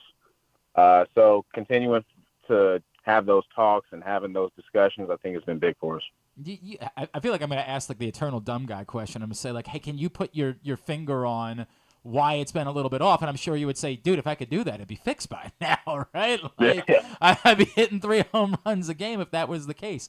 So what is, when you go through a tough stretch, like is it more keep doing what you're doing, you know how to do this, don't stray? Or is it, hey, let me consider how I might be able to change a swing or like how do you handle that considering all of the success that you have had when you go through a difficult time? Yeah, I think that might be the hardest part. And I think when you see a guy going through a struggle, he's trying to make adjustments within the game. It's not a situation where you're able to step out, you know, try to work on some things, be put in a situation where those numbers don't count, and then you go back and you see if it works. So you're trying to make these adjustments day in and day out within competition. So that part of it is probably the most difficult, just because you're trying to see, does this work? Does this not work? You know, what are some things that I was doing in the past that worked that, you know, I could potentially bring back to today? So it's trying to find that balance. But once you find it, it rolls pretty smooth. And then again, you'll find yourself in another kind of funk, and the goal is to make this one a little bit smaller. So it's a continuous cycle, but, you know, these things happen. We still got 2 long months to, you know, turn some things around. Cedric, I want to ask you about another teammate of yours, and I'm sure everybody asks you about Adley and Gunnar. I want to ask you about a guy you've played alongside for about 6 years now, the growth of Anthony Santander as a player. Would you have guessed when you first saw him, when Dan Duquette picked him up as a Rule 5 guy, that he could have been this guy that he is today? I think he exceeded what I could have possibly thought, because, you know, I see this guy come in as a Rule 5 pick, know nothing about him, because, you know, we're all trying to make it in our own lane. But he comes in and, you know, he sees me, he sees Hayes play, I'm watching him play, and he actually came to me and he said, I see me, you, and Hayes being in the big leagues together. And this was when we were in Double-A. And I was like, oh, I agree with you. Like, he had that vision. He had that keen eye of what he, you know, saw his talent, and it came to pass. So it was pretty cool to be around him and to watch, like you said, watch him grow and develop. All 3 of us kind of bounced around at different times. And for us to, you know, all kind of finally find it to, you know, maintain some big league success has been fun. We're chatting with Cedric Mullins here on GCR. Again, Swinging for Impact is Sunday night at Topgolf, and we've linked it up on our Twitter account at Glenn Clark. What time Radio. does it start? Is there a hard start time? 6 o'clock? Okay. 6 o'clock. Yeah. Yeah, so probably be an 18-inning game. So you're Sunday. gonna need no rain delay. You're gonna need everything to work out, so everybody can just. The party will still go on. We'll just be late. No, and again, it works out perfectly. You can go to the game, and right afterwards, you can wander over to Topgolf to hang out with the guys. It couldn't be a more perfect Sunday. Cedric, I'm not bringing this up to rehash it from yesterday, right? Like, it's more. I wanted to get into your mindset of when you're on second base, like, are you the type of person that says, dude, I almost don't care. Like, I'm fast and I know I'm fast, and I'm gonna force somebody to make a throw in order to get, like, what is the mindset for you when you're on the base pass these days? So yeah, I guess in regards to that play yesterday, I got a really good jump off the ball off the bat. Out there, base coach, we had done it a few times. Like, sometimes you just got to be a little more risky, in order to get what you want out of it. We were going to go ahead and get that go-ahead run, and then we wanted to try to add on that extra. So that was a full send situation, and run as fast as I could. He made a good throw, slightly off. I'm safe. It's just one of those things where he made a good play to combat our aggressiveness. Is it at the point, like, that because you've been so good at it for some time, that, like, almost always you're going to have the green light in those spots? Like, you almost don't even have to talk about it. Like, we just know, hey, if it's me, I'm going to be going in situations like that? Yeah, I think 100%. Majority of other guys, they'd probably be held up, but just simply because of the speed factor, it's an advantage to us. So, we try to take advantage of that every moment we can. You still made a great slide. Yeah. He just. I tried my best. I saw it and I was like, so it's all in a split second. I tried to weave around it. It was just too good of a throw. Do you guys do slide practice? Because the number of things that I am seeing in this game now, where you guys are so good at, like, keeping the hand back, swimming around with, like, do you guys have to do?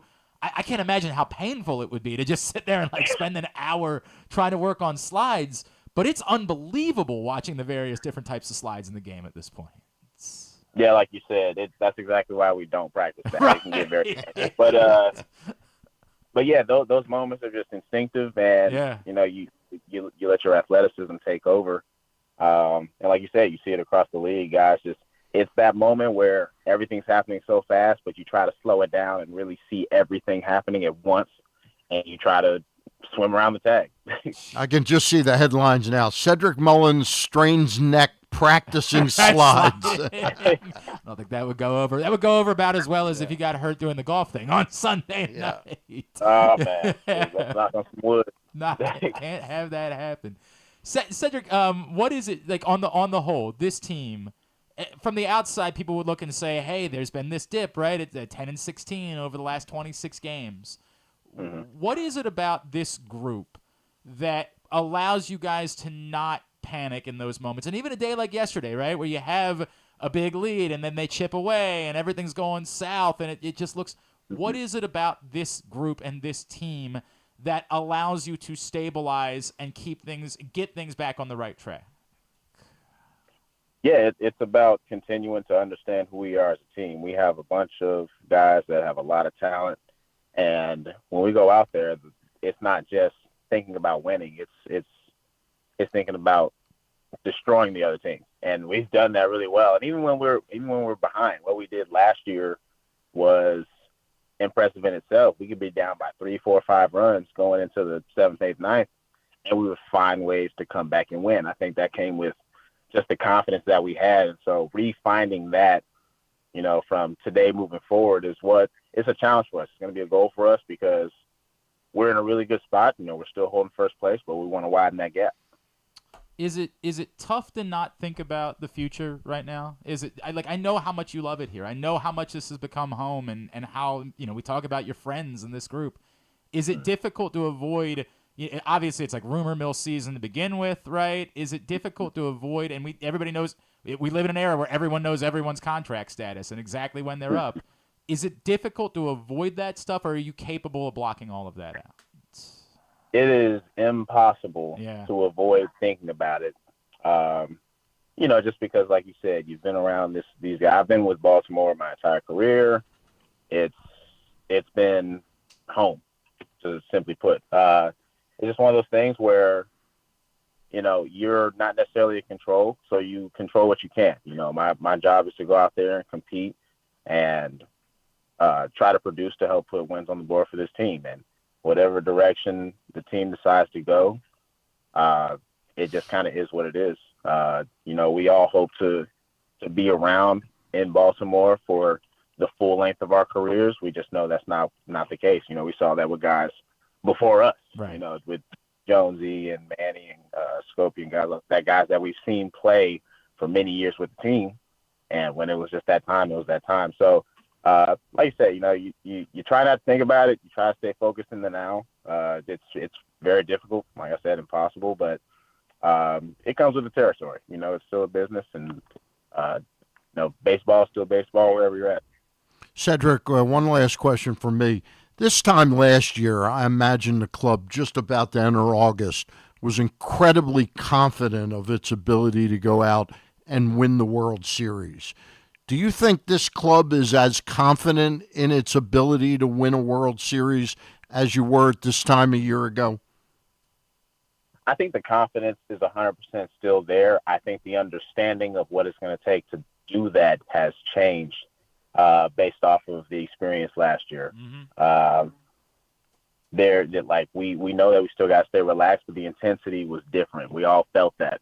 And being able to have that experience, come back and still play a really good season, and then put ourselves in that exact situation, then we put ourselves in a great spot to make those adjustments from last year. All right, so I'm gonna be selfish for a second here to wrap this up. So I don't know if I've told you this, and I've always appreciated our conversations, but my sons have fallen in love with baseball over the last year and a half, and it is a direct correlation to how good and exciting you guys are. And I'm telling you, we were at the beach and we'll go out and play wiffle ball, and they're yelling, I want to be Santander, I want to be Cedric, I want to be Gunnar. And it has given me an amount of joy that as a dad that I don't know that I'm ever going to be able to thank you guys for, because it's been wonderful. But I say that to say they sometimes ask me, Dad, who's your favorite Oriole? And this is straight shoot, and Griffin can back it up because I've talked about it a lot on this show. When they ask, I tell them it's you. And the reason is because I have so much joy watching you play the game and the things that you do, and my God, the moment after moment that you've delivered. I ask all of that to say, what's the one for you? What's the thing? What's the one that you're like, dude, I'm going to be 70 and I'm going to go back and rewatch this again and try to relive this moment, because so many have happened over the last couple of seasons. What is yours? What's at the top of the heap? Oh, man. That is such a great question. Put together some really good years, some really great, fantastic moments. Like I said, the one that immediately pops into my head is that Seattle game. Yeah. Just off the top of my head, just how I was getting a rest day, and it was a situation where I needed to come in. I was still ready to go. And then the primary focus was defense at that moment for me coming in, and to be able to save the game. And then my man, Big Mike, gives it up in the next two pitches. And I'm like, oh, man, we're so close. So close. And then we come back in, and I'm in a position to really just get the next go-ahead run in. I think Gunnar was on third base. So I was like, okay, my job is pretty simple here. And worked a good at-bat, hit that home run, an inch foul. And I was like, God, that was the moment. That was the moment. But still, again, not giving up that at-bat, staying focused. I was like, okay, continue to think small thoughts, try not to do too much. And for me to come right back and hit what was essentially a second homer to put us up by 2, that was in an atmosphere that was like that. That was playoff atmosphere baseball. It was so cool. Cedric, this isn't really a question. I remember, I just was blinking my eyes. I remember the first time I ever saw you play was, I believe it was against the Twins in Fort Myers. It may have been the Red Sox, but you hit a triple. And I remember asking Buck Showalter after the game, I said, this guy Mullins, I said, you've been around the Orioles now for 3-4 years, and you've been around, but he's really fast. And the first thing Buck said to me, he goes, is he fast? He goes, do you know what size shoe he wears? And I because of the way he asked it, I said a 17. And he goes, how the hell did you know that?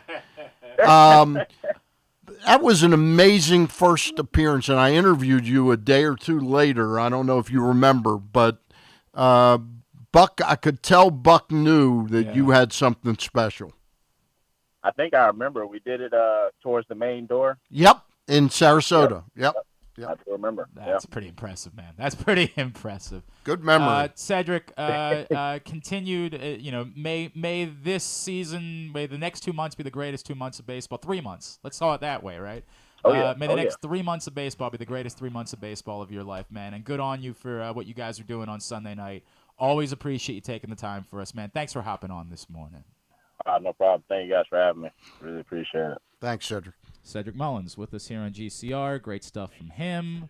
There's obviously no hiding, as you pointed out. Like, this has been the toughest season. There's no debate about that whatsoever. Yep. And, he's been through a couple tough times where he thought he had made it. Then he had to give up the switch hitting. Yep. You hope every time because, as Brandon Hyde keeps talking about, the impact that Cedric Mullins can have on this baseball team when he's going is almost unlike anyone else on this roster. So you hope that is still coming. And, it's not like his defense has suffered in the meantime. Like, he has still been, obviously, that same guy. Good to see Colton Cowser get going again this week. Very good to see Colton Cowser get going again this week. That is extraordinarily encouraging after what had been a very difficult couple of months for him, where the peripherals were still good, but the results were not. So it is very, very encouraging to see him get going a little bit this week. It comes at a time, as you pointed out earlier, where Gunnar Henderson, Adley Rutschman have just simply been human, right? Like, they reminder that they're not, none of these guys are just going to be Babe Ruth for the rest of their life. That's the way that goes. Yep. Russell Dorsey still going to join us a little bit later on this morning. We'll talk some trade deadline with him. Today's show, Stan, you know what you mentioned earlier? You and Eric got together last night. Yep, we got together last night and did one of our prospect reports, and he did a deep dive into some of the prospects that were really shined with the Florida Complex League team. That was not a good team. They finished in 5th or 6th place in the league, but he had about 4 or 5 players that we talked about at some length that he thinks will be up at Delmarva immediately.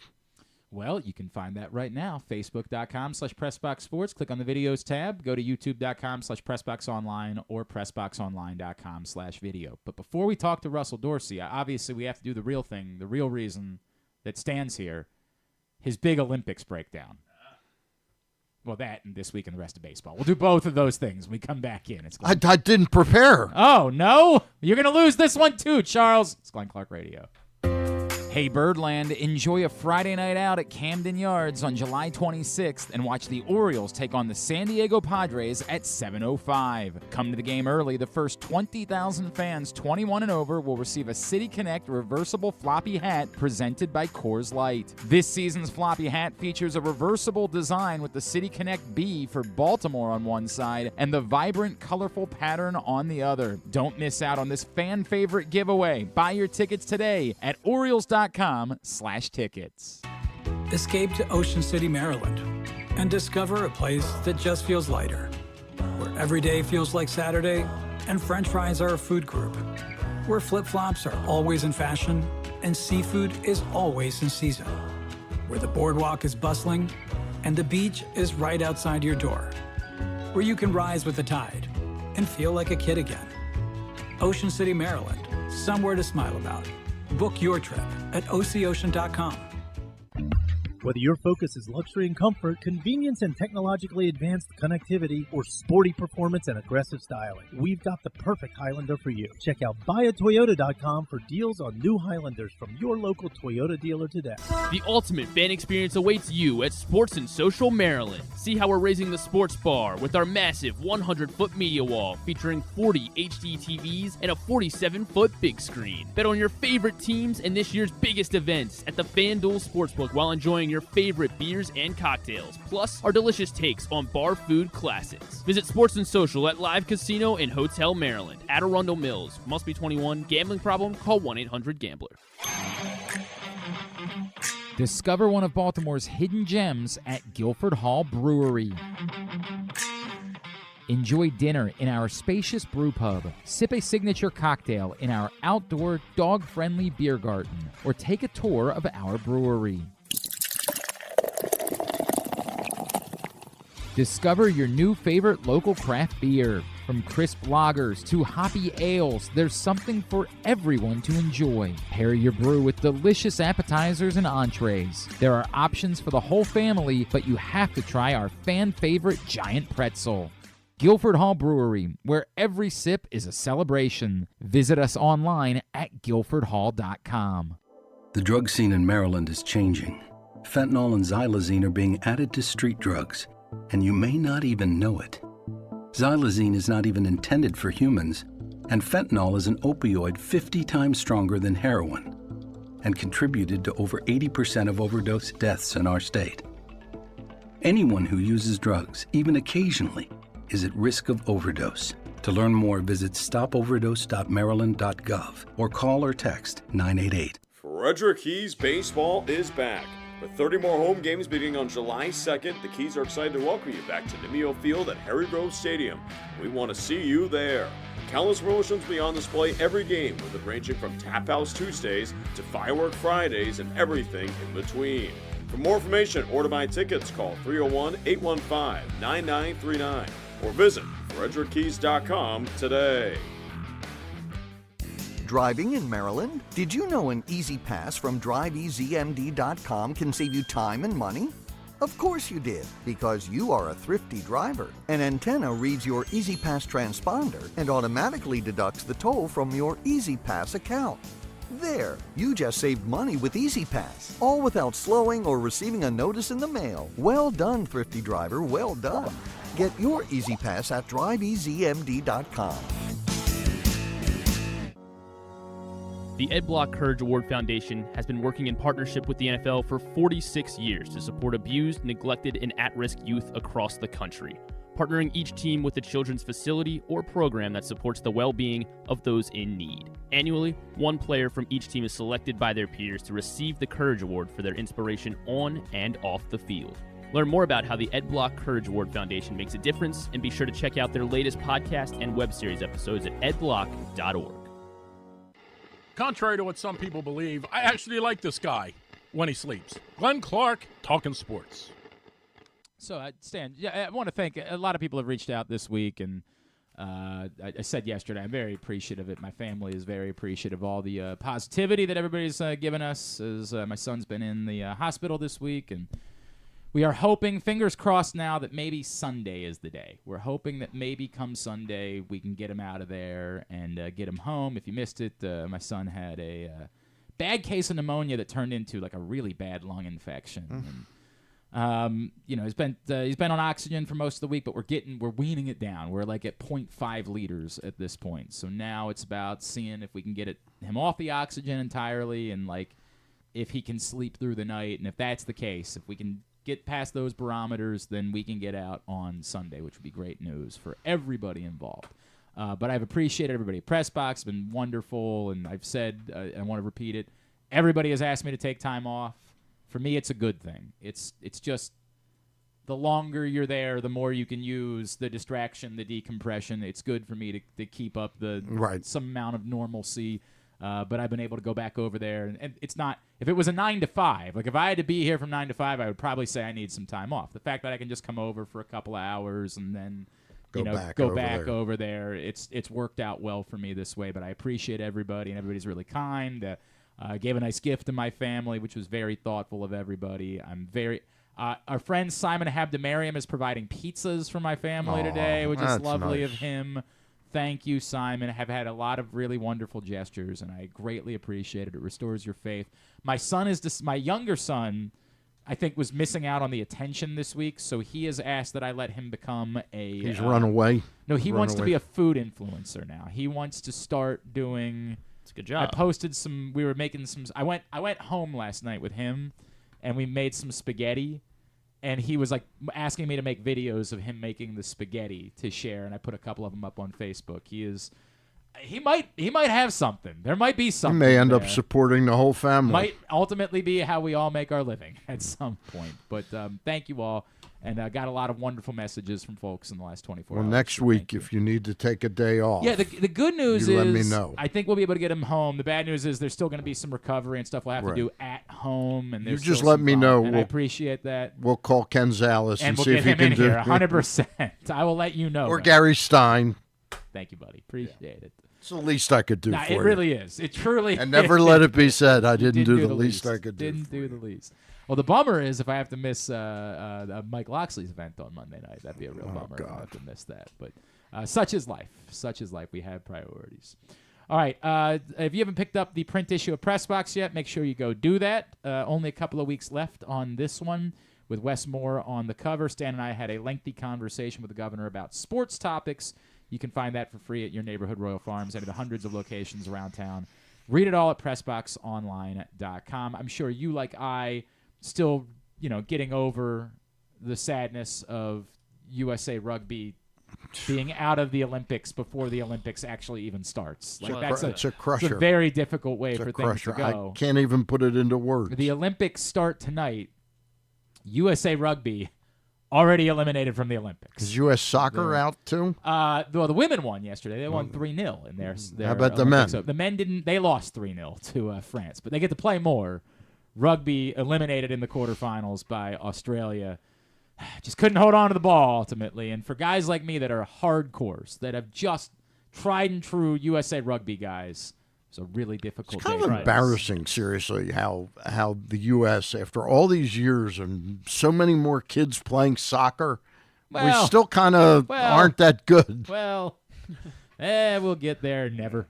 All right. Opening ceremonies tonight, and then the Olympics get into full swing this weekend, including the first basketball games for both the men and the women. Do you see baseball ever becoming an Well, it's funny because sport? we were both pretty dismissive of it, but Bryce Harper has now joined in on the campaign. He wants to. Oh, in fact, the report is that he, in his deal with the Phillies, included a clause that if baseball, it's called the Santa Claus. Yeah, it's the Santa Claus. He's Santa. No, that if that were to come through, that baseball would be re-added to and the he would be Olympics, paid and, during. and Major League Baseball players, like there was that he would be allowed to go. Like he's apparently pretty hardcore about it too. Again, I still don't think it's going to happen, but these are the right guys to be at the forefront of the conversation. Who are the right guys? I hear Bryce Harper. And I don't Ohtani hear was the other one. Ohtani was these are the if there were to be players that you would pick to lead the campaign, these would be the guys that you would pick to lead the campaign. But I still just don't see the path for it to occur. But put it in the Winter Olympics, and maybe there'd be a chance. I don't think that's gonna be. Imagine they go. Well, here's the other way you Salt could Lake have City baseball in it is you remember the year in 1968 the Olympics were in Mexico City, right. and they didn't play them until October. Right. So you could have players After from the season teams that are already eliminated. That are already they go eliminated. Participate at that point. I mean, imagine summer? if the Olympics, seriously, Right. your team hasn't won a World Series like the No, I know. Orioles, And Gunnar Henderson goes to the Olympics and busts his kneecap Stan, or something. I agree wholeheartedly. Yeah, but if I don't see it if ever the players try to if the players go to the union and say, "We want this," you're fighting for it, and Major League Baseball says, "Well, what can we get for that? What's the trade-off? If it's something that you want," I don't know. I still don't see the math for it. But it can't happen without a push from the players because certainly the So push ain't suppose gonna a come from the player, and I know injuries can happen at any time. They can happen in exhibition games, real games, practice. But suppose a player like Ohtani or Bryce Harper goes over and they got 8 years left at like $35 or $40 million a year and they get hurt. Oh. And the club is going to presumably pay them? that would be something that would be hashed out in these negotiations, right? Yeah. And like, I don't know. I just don't see it. Oh, I'm with you that I just don't think it's going to happen. But to the point, like, I can't say there's no chance because the first step would have to be prominent players making it a priority to push for it, and we're getting that. I don't think on a scale of like if 10 is where it has to be for it to happen, I think we're at 0.7. Yeah. But that's higher than 0. Like, I think we're at about a 0.7 chance of it occurring. So I say 0.07. 0.07. All right, let's do a shorter version, I guess, of This Week in the Rest of Baseball. This week in the rest of baseball. TWIRB is brought to you this week. I call it Twitch Row B. Twitch Row B? I like that. Twitch Row B. is brought to you by County Sports Zone, countysports.zone for all the latest in high school news. So coaching changes, commitments, things along those lines, like Zymir Smith from North Carolina, who committed last week. You can find out more about him at County Sports Zone. And, of course, during the academic year, every score from every level of high school sports is available at countysports.zone, which is proudly sponsored by your local Toyota dealer and buyatoyota.com. So I guess we'll start with last weekend. Obviously, the Hall of Fame inductions were on Sunday. I think we covered it like on last week. But yeah, so Cooperstown was great, obviously, as it always is. I saw a neat piece. Jason Stark wrote something about now that Willie Mays is gone. He asked all of the Hall of Famers, who is the living baseball player that you are most in awe of? And I thought that was a really interesting way to go about looking at it. I was like a position player. I think in general was what he said. Who is the Koufax? Koufax would, I think. Bench. I don't know if Bench's persona has made it that difficult. It was a really interesting read. I'd encourage you to go check it out. There are a bunch of different answers. Al Bumbry. He's not in. Koufax's name came up. Cal's name came up by a few different people. But, Scott Rowland, for example, said Cal Ripken was the Hall of Famer that he was most in awe of. So a bunch of different names that came up. Bench's name was in there. Juan Marischal's name was in there. But it was a Reggie Jackson I thought was one that made a lot of sense. Yeah, Jackson. You can go check out more of that at The Athletic. Jason Stark did a really nice job with that. I suppose the biggest story, I guess, coming out of last weekend was the AL West race, obviously, completely closing. The gap was history was made as the Astros completely closed the gap against the Mariners. This came from Josh Kischerbaum, since 1969, the fastest team that ever lose a 10-game lead in the division was 33 games. It was actually it was done twice, both by the Angels. And the Mariners had blown a 10-game division lead in 24 games after they lost to the Astros on Sunday night. Did you notice who quietly crept back in there? Texas is 2.5 games behind Houston now.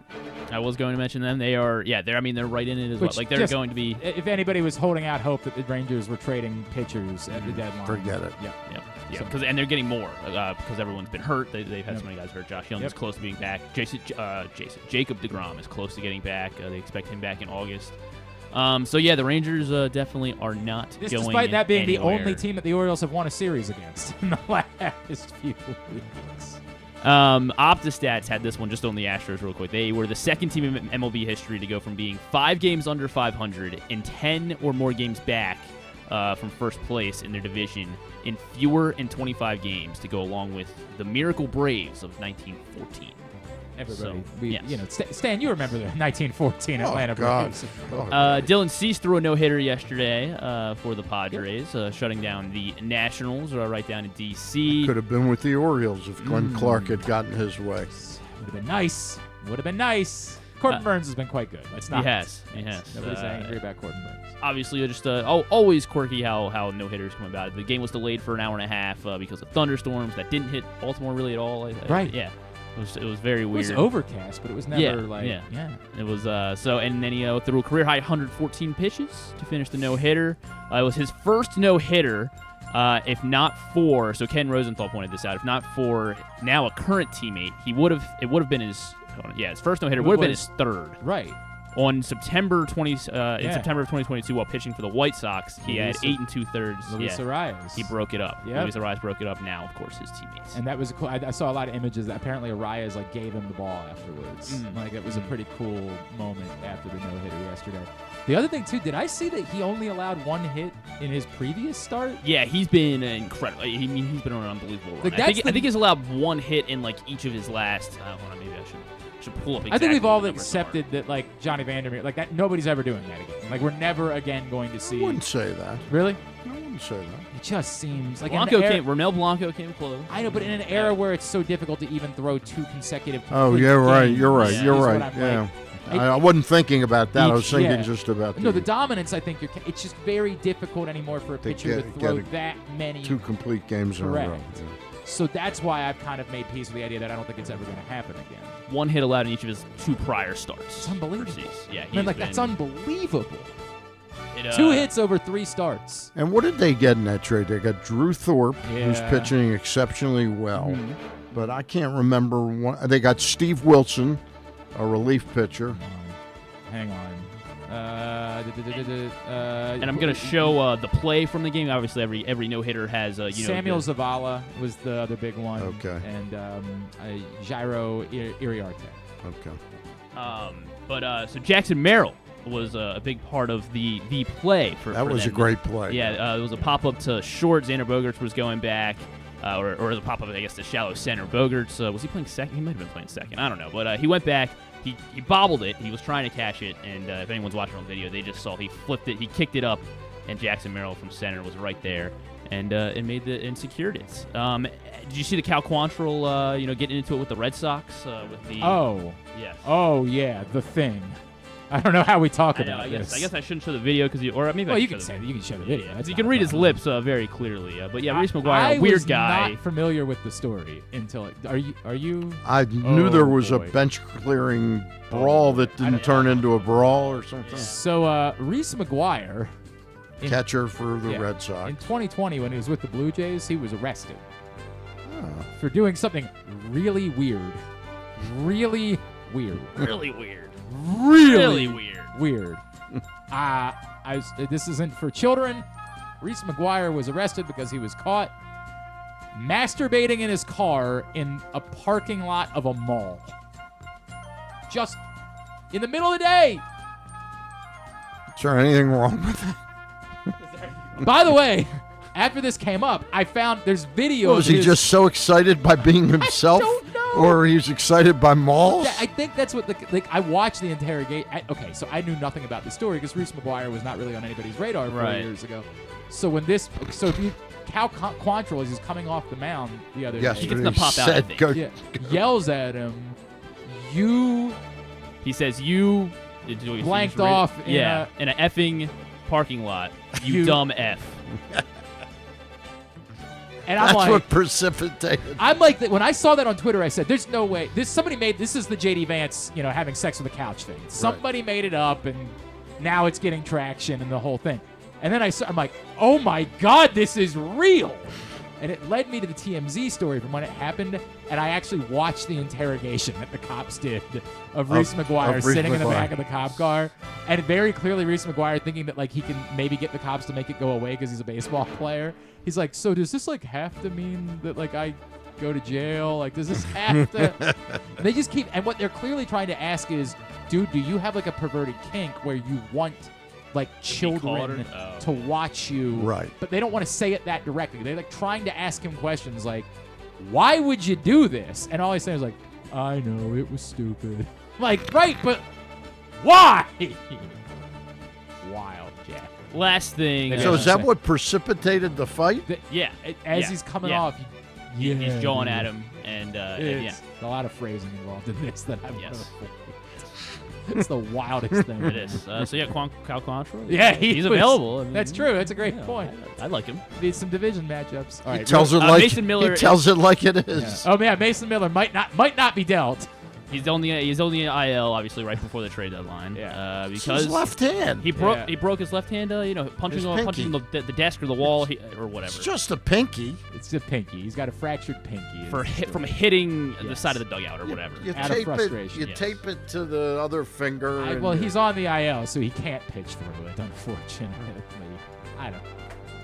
It's a hell of a time for that to happen. A hell of a time for that.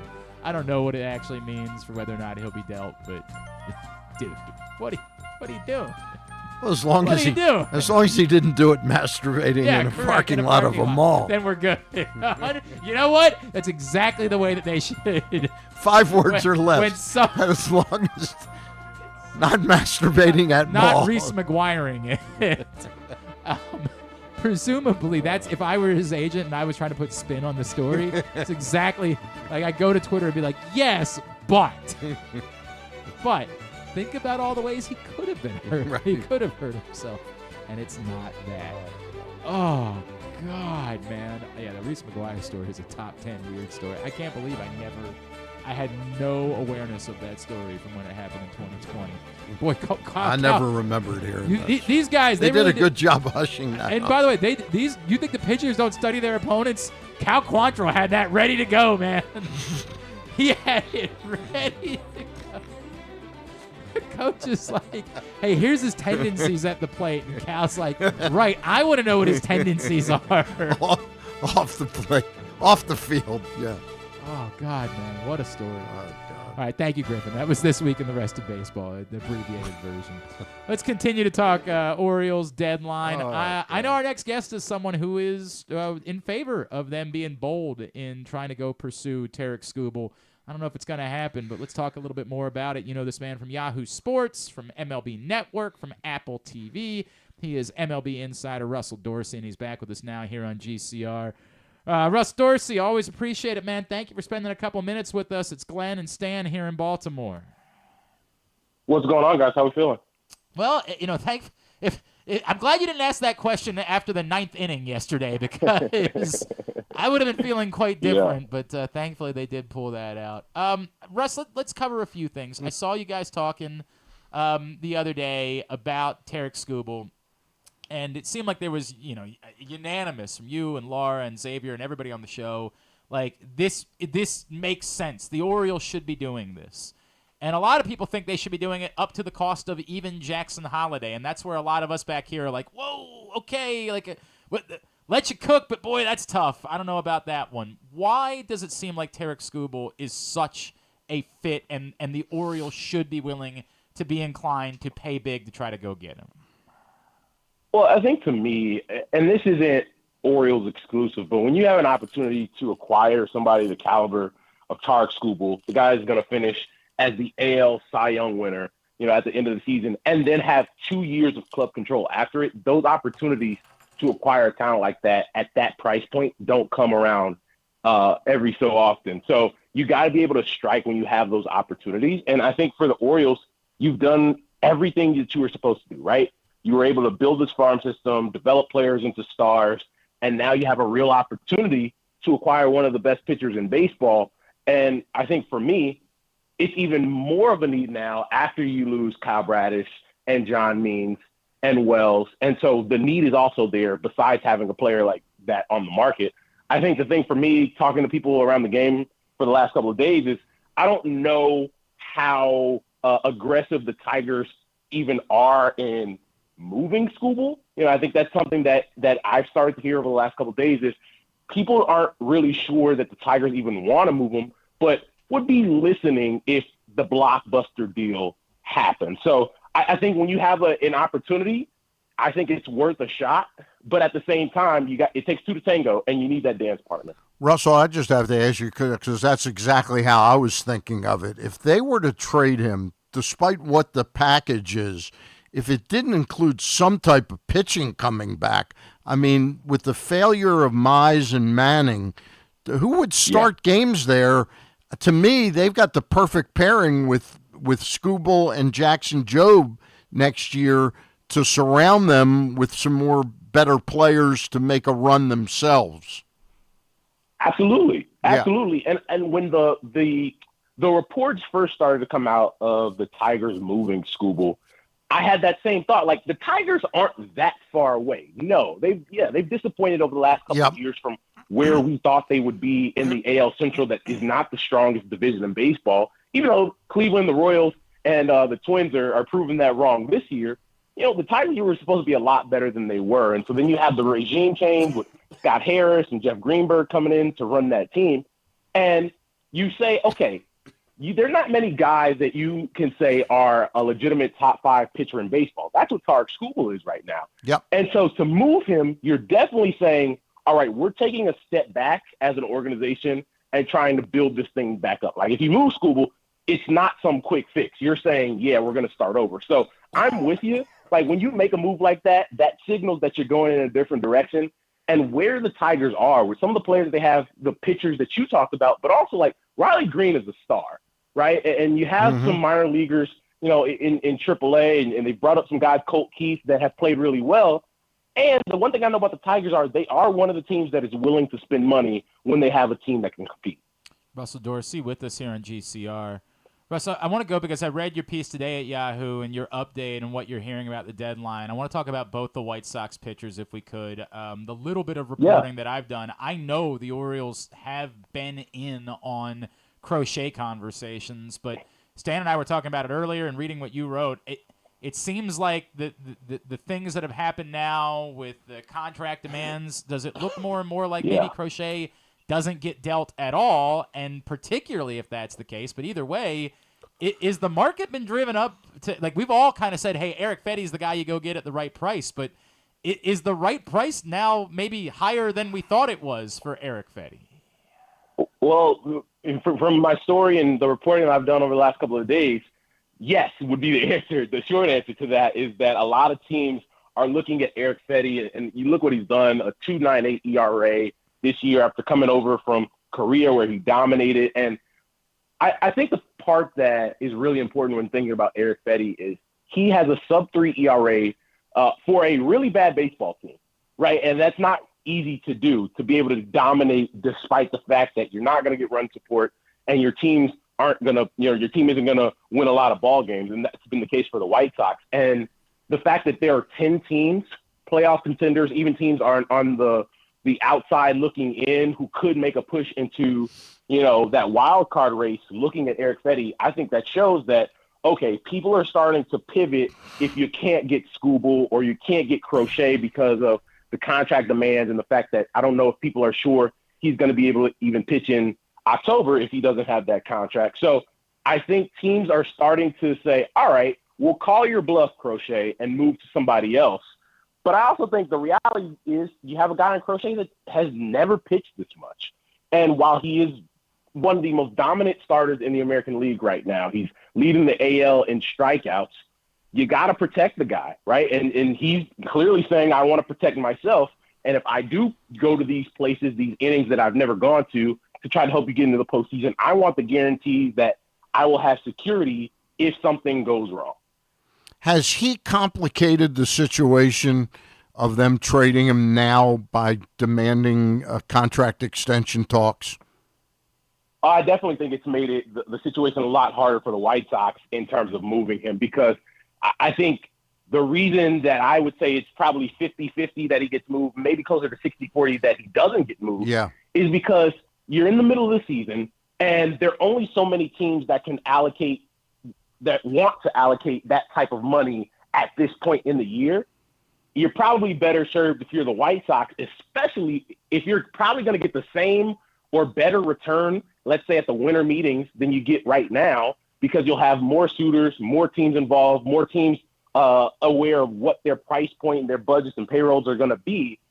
You're probably better served at that point to just say, all right, well, we'll just hold on to them, control the innings, and then move them in the winter. I definitely think it has complicated some things, the fact that he wants the contract and does not want to pitch out of the bullpen, which is understandable. Hey, I play fantasy baseball. It's one of the reasons I play now is to be able to keep up with things, because I follow it. There's a pitcher that I've had my eye on for a couple of years, and I remember, I'm an old guy, so keep that in mind. I'm 72. When the Orioles used to acquire pitchers like Pat Dobson and Mike Cuellar that were totally off the radar, they were not stars. They ended up winning. Cuellar won 20 games 4 times for the Orioles. Dobson won 20 games 1 time. There's a pitcher, Reed Detmers, that now I've had my eye on him, and he's not pitching well at AAA, but he's only 25. And every time I turn around, I'm reading stories about him. Including from Yahoo Sports' Russell Dorsey today. I'm reading stories. I did not know you. To me, he's a very interesting guy for the Orioles, not only for this year. I almost see him being the guy you trade for and then still go out and get a Fetty, but that helps to build the rotation for next year.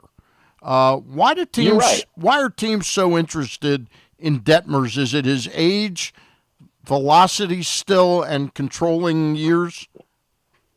I think it's the age, the years of control, the fact that the stuff is still really good. Yeah. And I think it's a guy that you're willing to make the gamble on because he's only 2 years removed from having a 3.7 ERA at 23, 22 years old. And even last year, he had almost 170 strikeouts and 144 and 2/3 innings. So people believe in the stuff. Playoff teams believe in the stuff. And it's why teams like the Dodgers and the D-backs and Cleveland and Milwaukee are interested in him. And the thing you notice about all those teams, they're really good at developing pitching. And so their people must believe that they can get the best out of Reed Detmers, and it'll be a really valuable addition if they're able to acquire him. One of the things about those two pitchers I mentioned before, they had never played before a defense like the Baltimore Orioles were back then with Brooks Robinson, Mark Belanger. Now they'd be playing, for example, I think Detmers has played for a horseshit team in the Angels, I mean, they probably terrible defensively. I don't watch them every night, but they're they've been awful. They're better this year with Ron Washington, but I think that can screw a young pitcher's head up. Yeah, and look, it's not the greatest organization, the Los Angeles Angels, and it's the reason that Shohei Ohtani said, you know what, I'm going to drive an hour up the road and go play with Mookie Betts and Freddie Freeman for the Dodgers. But yeah, I think all those things that you're mentioning, I think that's the reason that teams like the Dodgers or Cleveland would say, all right, we know that we can pick up the baseball, and that would help this guy significantly. And with, analytics departments and, tweaking things here and there, you could find something and maybe even unlock a level to Reed Detmers that we haven't even seen yet. Russ, let me try to nail this down a little bit. If the Orioles really aren't going to end up paying the price for Skubal and the Crochet thing, I think that Fedde is the top of the next group of guys that I'd be interested in. But who else really is in that conversation? Like, who can help you starting pitching-wise, try to win a World Series, but might not cost you what it is if the Orioles are reluctant to pay that top price of prospects? Yeah, I mean, I look at Fedde as being the guy. I look at, if you believe in Jack Flaherty and what he's shown this year, I think the thing for me when I'm thinking about the Orioles is the reality of the situation is that Corbin Burnes is going to be a free agent. Yep. And there's no guarantees that he's going to return next season to be the ace of that staff. I love Grayrod also in that rotation, but you need somebody that you can say, all right, even if Burnes leaves, who's going to be the front man of that rotation, which is why, not going out and getting a Crochet or a Skubal matters because they had an opportunity to go get Dylan Cease's deadline last year, decided not to do that. And at some point, you got to be willing to make the big deal. Even if it's not one of these guys, you have to be able to say, hey, we need somebody who's going to be the ace of the staff, whether Corbin Burnes leaves or not. But to answer your question, I think Fedde, Jack Flaherty, somebody like that, that has pitched pretty well. I would say Luis Severino if the Mets were selling, but the Mets all of a sudden have gotten hot. They've gotten hot and played really good baseball, so I don't think Luis Severino is going to be available. But that would be another guy. What about the Blue Jays starters? What's your gut tell you about that situation? Well, I know that the Blue Jays are going to be sellers. And I would look at Jose Berrios, who, has been good this year, not as much as the last 3 or 4 weeks. You say Kikuchi, same thing. Been pretty good this year, not great as of late. I'd be willing to gamble on Berrios just because the stuff is so good. He's under club control for a couple more seasons and has shown this year that he could be a number 2, a number 1 in a rotation if you really need him to be. So if those guys are made available and especially for Berrios, if you're willing to pay the money to acquire 2, I think there's 2 years left on that deal as well, to get one of the better starters in the American League, you got to at least think about it. With some of these other guys, maybe a lot more difficult to acquire now. At Russ_Dorsey1, the number 1 is how you follow him on Twitter. You working tonight for Apple? I am. We have the Dodgers and the Astros in our second game on Friday Night Baseball. So we will be up at 5:30 and 6:30 for our pregame shows. Excellent. Of course, MLB Network for Off Base as well. Russell Dorsey, anything else I can plug for you, man? No, man, just follow me on social, read my work at Yahoo, watch me on MLB Network and Apple to hear about your team making moves or not making moves. Appreciate you, man. Russ, thank you as always always. Good stuff, for Russell. us, dude. Yep. Thank you, guys. I appreciate it. Russ Dorsey with us from Yahoo and MLB Network. Another Detmers guy. Yeah, it was really interesting that you brought that up, and then I was literally like going through it. I'm like, how about that? How about that? That is really, really funny. All right, Stan, I know you got to get out of here. You'll be back in action with Ross and Luke on Monday, or are you going to bump that to Tuesday with the deadline? We're going to probably bump it to Tuesday night. Okay. We're talking about maybe after the Oriole game, and we thought maybe we'd ask you to be on with us. We'll see how you're doing. That should work. I got to do the radio show too, man. Okay. But we'll figure. Yeah, we can figure. Absolutely make something. And if you need me next week, I appreciate you let me know. it. At Stan the Fan, as always, on Twitter is how you follow him. Thank you for being in here. Good to see you, buddy. All right. We'll talk next week. Do we want to call or break, Griffin? You tell me. You produce. You're going to call. He's going to call. That's what we're going to do. It's fine. You can call. You're the producer. You say it with authority. Say, this is what we're doing. Dance, monkey, dance. I'm going to make a call. You go ahead and dance. Wonderful. And I'll dance. All right, I got nothing left. Red Sox are acquiring James Paxton. I did see that, and I think that was the initial reports that they were the team that was going to be interested in that. Look, it's very weird because like his numbers somehow aren't as bad as he's been. He's been really bad, and the numbers, like he's won a bunch of games because the Dodgers are that good, right? He's been awful, but as I pointed out, if he had gotten past the Red Sox and the Orioles had put in a claim just because, hey, we need somebody to pitch right now, and I don't know, it's worth as much of a shot as it is to keep tossing Albert Suarez out there, I wouldn't have been offended by it, but they didn't even get the opportunity because the Red Sox grabbed him first. So that's the reality. We will see how the next couple of days go as far as trades are concerned. All right, now, it has been a tough week, as I mentioned, but this is going to end up being pretty cool. As you guys know, my older son, he's been dealing with all this stuff. We've been in the hospital all week. My wife and I were planning to go see OAR tomorrow night because, of course, everybody knows that's our band, and it's actually tougher now because I see that our song has been in the set list for the last couple of shows, which bums me out. But this is going to work out okay. She's going to stay with my older son, and my younger son is going to be my date to go see OAR tomorrow night, which is really cool. And joining us now, before they come to Merriweather, of course, longtime friend of ours, the only guy from the band that's not actually from here. He is the great Jerry DiPizzo, and he's back with us now here on GCR. Jerry, it's Glenn. It's great to chat with you, buddy. How you been, man? Everything good? Oh, Jerry, you there? No, after all that. I don't have any more dancing in me either. That's the problem. Oh, God. Now what do I do? And I did all the setup. Yeah, that's the plan. My 7-year-old, he's never been to a real concert before. He's going to be my date tomorrow night to go see OAR and Fits in the Tantrums as well at Merriweather, which we're looking forward to. He was asking me questions. He's like, do people stand the whole time? Do people? And I was like, yeah, buddy, we're going to go do that. So that'll be fun. All right, yes, Jerry DiPizzo from OAR with us here on GCR. What's going on, pal? How you been? Glenn, how you doing, buddy? I'm What's good, cooking, dude. man? Everything is good, man. This is this is like your guys' Super Bowl for the year. Well, I guess maybe Ocean's Calling might be now, right? But the Merriweather show every summer's got to be like the height of the summer tour, right? Yeah. I mean, it's our hometown show, 100%, and it's Merriweather's just an amazing venue. So it's double awesome for us because we have so much friends and family.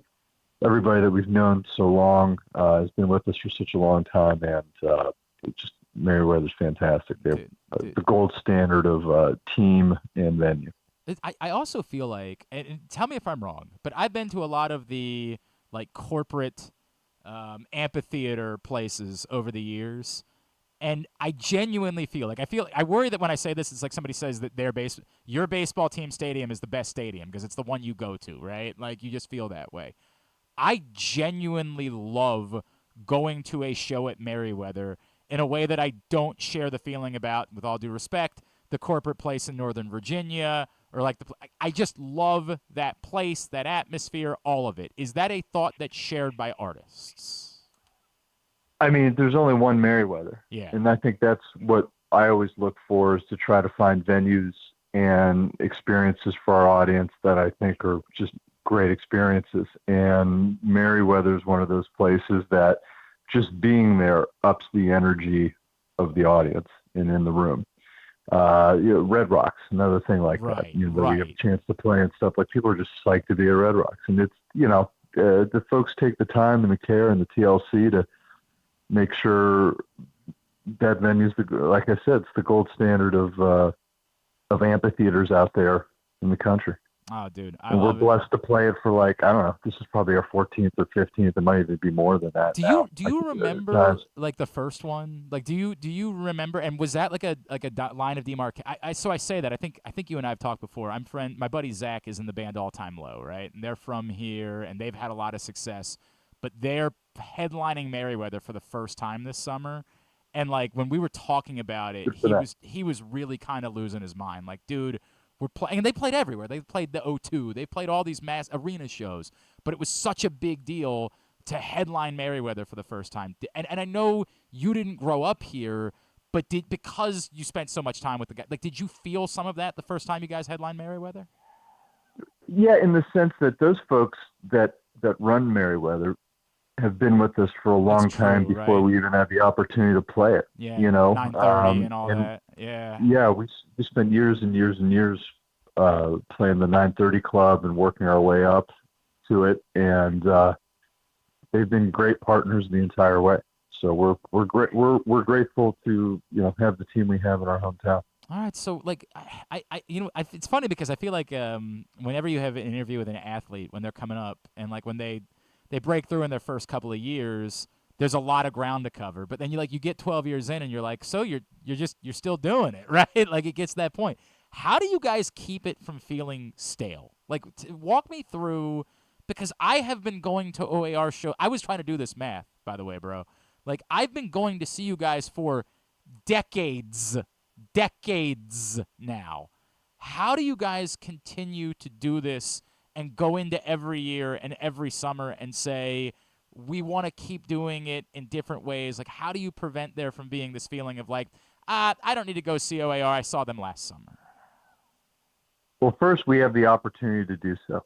And no matter how hard you work at what we do, and no matter how good you are at what we do, there's no guarantee you get to do it, the day after you play the next day. Mm-hmm. It's such a subjective business that the fact that we actually get to do it is, a lot of the motivation of actually doing it, because the fact that we have that audience is pretty remarkable and amazing after almost 30 years of rock and roll friendship and bandom. So really, I think we continually challenge ourselves to create new music and to take on new projects and to try new things and to take big risks and big swings at things. And it continues to create results for us, our community, and team members. I mean, Ocean's Calling, I think, is a good example of that. We're just, and even down to like, the OAR is it's many things, and it's a band that creates, puts on great live shows, and we make albums and all these things, but it's also a small business that employs like 20 people. And we got to work real hard at that small business. And so that, and seeing that impact on other people's lives and things is a great motivator. And, we have no boss. We've never had a boss in our entire lives. We run this little small business called OAR with our buddies. And that's a pretty awesome thing to do. It's so cool. It's such a cool story. Jerry DiPizzo from OAR, of course, they're at Merriweather tomorrow night. And you bring up Ocean's Calling. And it's killing me because it's football season, so it's very difficult for me to be able to make the commitment. But I desperately want to go. And more so than that, like, it's one thing to do a music festival, because a lot of people do music festivals and they find doing it in partnership with Ocean City and what it's meant for that community in the off season. I know it's significant for you guys. Is it more so significant that you've created something that really genuinely means so much to an entire community? It means a ton to me. I know it means a ton to my team partners too. Part of the goal on the onset of that was, let's take a really like slow or like a quiet weekend there. dark on their calendar and make it a big W for everybody. And so in order to do that, first off, we need to have a tremendous operating partner, and Tim Sweetwood, who is our operating partner, and his team at Oceans Calling those guys are incredible at what they do. I mean, they just really are. If I didn't work with them, I would tell you the exact same thing. Those guys are really good, and it's a treat to watch them work. And then you need the partnership of the municipality and the local small businesses and the community to come together and get the whole purpose of everything to make it go, which is a tremendous undertaking. And that whole community has been awesome. And for a guy who, I'm the Ohio guy, right, that gets to hang out in Maryland all the time with everybody. I went to Ocean City many times as a kid on vacation for our summer vacation. And so I had ties since, I think my dad was telling me the first time I went to Ocean City was like 82. So, wow. Man. Wow.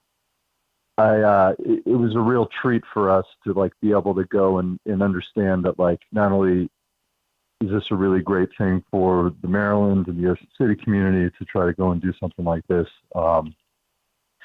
but it has waves, and it's felt even out in the Midwest. And, seeing the folks who travel in and experience Oceans Calling in Ocean City, Maryland, and things like that, we're getting folks from all over the place, which is pretty awesome. Dude, it's so cool. And I saw you guys you're doing the second wave, and you're doing the event down in Cancun. Yeah, big announcement at 1 p.m. today. We're announcing the lineup and all that stuff. Oh, so, yeah. well, dude, the lineup. Hang on a second. The lineup that you guys have put together for Oceans Call, it's like one thing to do a festival and say, hey, if we can just get – this is bonkers, the lineup that you guys are putting together for Oceans Calling. Like, this is truly insane what you've been able to turn this thing into. Was that the goal on day one, is like, hey, we don't just want to do a festival, we want to do like a preeminent festival? Or did that like sort of fall into place like, hey, man, there might be a chance for us to do something maybe even bigger than we realized once you started? This is all bigger than what we initially thought it would be. Yeah. It really did. And normally festivals, I don't want to get into that. It just, this thing is a win. And I'm just so blessed to be in the position that we're in with it.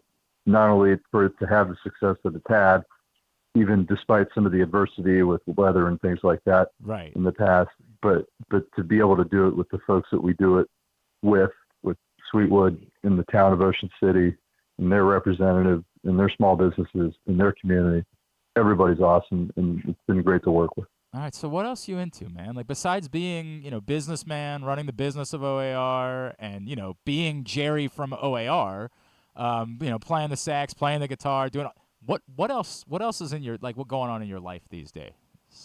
I mean, all that to be on a full-time job. I'm blessed. We had our 20th wedding anniversary, my wife and I, in the spring, which is awesome. I got a 19-year-old daughter going into her sophomore year of college, which is a wild thing. She's not at Ohio State, is she? She's going to art school in Columbus, so she's not at Ohio State, but she's close to home, which is nice. And I got a 10-year-old going into the 5th grade. She's wearing me the hell out. So she's spicy little meatball. Did she spend the summer on the road with you? They're going to come we've taken them on adventures throughout their whole lives, and that's been part of the fun of this. Yeah. Or one of the fun elements of the rock and roll lifestyle is just taking these kids on adventures. They're coming to Red Rocks this year. That's awesome. They came. Oh, that's cool. I'm trying to think. The last time we did Merriweather, they were there too, which was a lot of fun. They're in the back in the pool and have a good time with everybody and stuff. So that's one thing that Merriweather does really great, is create an environment where you can bring your friends and you can bring your family and your littles, and it's a healthy environment for everybody, and they have a blast. So they do family right over there. It's pretty awesome. So I know, as always, it is going to be packed with OAR family cool. In and out of the pool and everywhere in between. That's really cool, man. All right, so I have to ask this because you bring up your wife. You of course know that, like, you Lay Down is our song, my wife and I's song. What is your this is a fascinating question to me. What was your wife and your song? Like I'm guessing it probably wasn't an OAR song, or maybe it was. See, our first wedding song was "At Last" by Ella all right. Fitzgerald. Well, I mean, come on. We went pretty classic on that one. I did what any good husband does and just let my wife take care of all that stuff. Whatever you want, Yeah. that's the way that it goes. That's Yeah. 100. My job was to book the bar and the band at the wedding, and both were awesome. Who was the band? They're a band in Columbus called the Hoodoo Soul Band, Okay. and they're like all the massive heavy hitter, great players in town that get That's together awesome. and play, weddings and stuff like that. That's dope. They also had a Sunday night residency I went to all through college that I absolutely loved. All right. So those guys just peeled the paint off the walls. It was awesome. So I'm bringing my date tomorrow night is my 7-year-old. It's the first time he's ever been to a Love concert. it. And he is very, very excited about it. He loves you guys. He also, of course, loves Fits and the Tantrums. You're someone who's had kids around life. I've never taken him to a big show before. Any advice about bringing my son to like his first big show? They're gonna love it. They're gonna gas out a little early. Is my guess. Yeah, that might be the case. That might be the case. That might be an issue at some point. That's I guess. But you know what? I love that folks do it. We see it all the time now. Like they're bringing. I call it the farm team. They're bringing in. Just bringing all the littles. Yeah. No, it's funny because I feel like at a certain point in your career, you're like, wow, what are all these kids? But then you realize this is the next generation of how we're going to continue to run this business for the rest of our lives. And I love it that I can look out in the audience and I can see folks that look like me, and then I can see a bunch of kids that are like your son's age, and then I can see a bunch of teenagers and like folks in their 20s, and everybody's getting after it and having a good time. And I love that. Awesome. And we work real hard to create that type of environment in our shows, and I'm grateful we have it. All right, I'm not going to attempt to pull the card where I hope to influence the set list anymore. I have realized I've learned my lesson that there is no donation I can make. I know you guys normally partner with charities on these tours. Is there anything you're doing on that front that we can plug or promote? We're doing actually at Merriweather. We're working with the Robert Irvine Foundation. They're coming out. We're doing a first responders meal for folks over there, so we're excited about that. We're doing that at the 932 Club over there. Robert Irvine's a great guy, does a ton for our military, vets, Gold Star families, active duty, you name it. And we've done a bunch with him over the years, and thrilled for that. And we have, as always, our Herd the World Fund, and a portion of all of our tickets this summer go into the Herd the World Fund, and we throttle youth education programs. We give kids scholarships. We have the Inova Children's Hospital that's close by there. We fund their music therapy program for kids and things. So it's there's dollars that are going into the community. There's dollars going to kids. There's dollars going to education. That's awesome. And our military as well. I'm guessing that can I assume that might mean that War Song makes an appearance on the set list tomorrow night? I haven't seen the set. Mark does all the sets. He has worked his tush off this tour, tweaking sets. He's been working on it for weeks. And usually sets are kind of scratched on a piece of paper minutes before sound check or the show. And he's put a lot of TLC in these, and he's done a great job. And I enjoy the fact that I'm always just ready for OAR. That's cool. That's how I kind of just stay ready. I can pretty much play any of the OAR tunes or anything in the catalog with minimal refresher. I feel like I feel like I heard a story that Springsteen required that if you're going to stay in the band, you had to be capable of playing 200 different songs. And doesn't surprise me at all. Notice. This is if you're going to be in the band, that's the gig. Yeah, that's the gig. This is the way it works. You've got to. If I say we're playing this now, you're gonna have to be able to play this song when I say we're playing this song, and it could happen in the middle of the set and can be completely unprepared for it. OAR is probably $120, $130, somewhere around there. Okay, that's a pretty amazing number, man. It's a lot of. Look at the albums. There's a lot of albums on there. Have you had? Okay, sure. All right. I swear to God, this is it. And I'll let you go because you got an announcement to make. Is there a song that it's come up and you realize it's been so long that you played it that like you didn't know, like, oh my God, I would need to spend some time with it before I'm ready to play it again. Every single time, and what I do is I just let my mind go, and the fingers will figure it out. It's amazing what muscle memory, if you spend the time practicing, what muscle memory will do if you just shut your brain off. That's awesome. It's pretty close. Dude, so happy for you. Love you, bro. Can't wait to be out there tomorrow night. Thank you for taking the time for us as always, dude. Absolutely. Thanks to everybody. We love coming home to Maryland. Very excited for tomorrow's show. It's going to be great. Thanks, buddy. Look forward to seeing you, buddy. See you, pal. Jerry DiPizzo from OAR. Great dude. And, of course, I did say that was going to be a priority for this week because my family's been through a lot, and we wanted to go. I missed Mount Joy last Saturday, and my wife said, hey, like, okay, so my younger son is obsessed with the Fits in the Tantrum song Hand Clap, and she's like, take him. Just take him. Like, he's had a hard week too. Take him. And I was like, all right, yeah, we're going to do that. So we'll see. I don't know if he'll be able to make it through. Like, I don't know if he'll be able to go say hello to Jerry with me afterwards. Like, it might be that we have to duck out, somewhere but we're going to do it. We're going to do it and try to make a night out of it. All right. I've been doing a good job this week of getting out of here to get back. Today was not. It's fine. It's not the day. It's actually, you know what? Because I'm spending the night tonight, I was told I could have respite this afternoon. Like, I don't have to be back over there until cool 3-hour show. Let's go. You want to play more NCAA football? Yeah, we can play more NCAA football. All right, we'll come back in. More 5 words. Yeah, right. Go every single name in there baseball. There was somebody that I realized that we didn't get to on the. I was like, oh, we didn't do Basayo of the trade assets. Yeah. That was the one trade asset we didn't really talk about. That's what it is. I don't know what my 5 words would. I really do run the risk. Our buddy Paul Valley, who of course you can listen to tomorrow morning on the Bat Around with him and Ryan, like was retweeting and doing his own 5 words, and I sense the thing that a lot of people have, like, you can't trade for anyone. Like, I rule out this person, going to cost too much, rule out this person. You get to a point where you won't trade any of your guys. And you want to trade for everybody? Right. Or no? Yeah. Like, it's just, it's where we are. Ryan had a fantastic tweet yesterday. He said, anytime we get offensive production from James McCann, call that Jimmy Macabonus. I thought it was fantastic. It's not bad. It's not bad. It's not bad. I can't say that. That is not bad.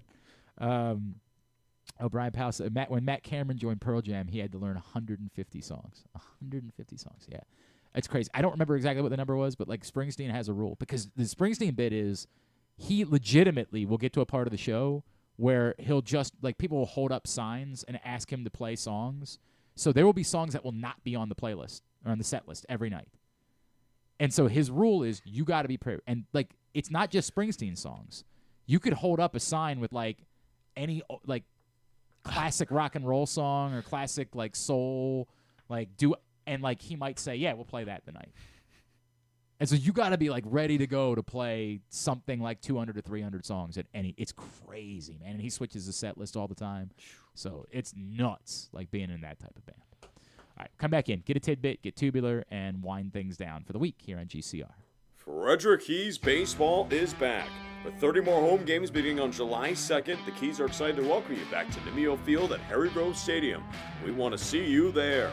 Countless promotions will be on display every game, with it ranging from Tap House Tuesdays to Firework Fridays and everything in between. For more information or to buy tickets, call 301-815-9939 or visit frederickkeys.com today. The ultimate fan experience awaits you at Sports and Social Maryland. See how we're raising the sports bar with our massive 100-foot media wall featuring 40 HD TVs and a 47-foot big screen. Bet on your favorite teams and this year's biggest events at the FanDuel Sportsbook while enjoying your favorite beers and cocktails, plus our delicious takes on bar food classics. Visit Sports and Social at Live Casino and Hotel Maryland at Arundel Mills. Must be 21. Gambling problem? Call 1-800-GAMBLER. Driving in Maryland? Did you know an Easy Pass from DriveEasyMD.com can save you time and money? Of course you did, because you are a thrifty driver. An antenna reads your Easy Pass transponder and automatically deducts the toll from your Easy Pass account. Learn more at DriveEasyMD.com.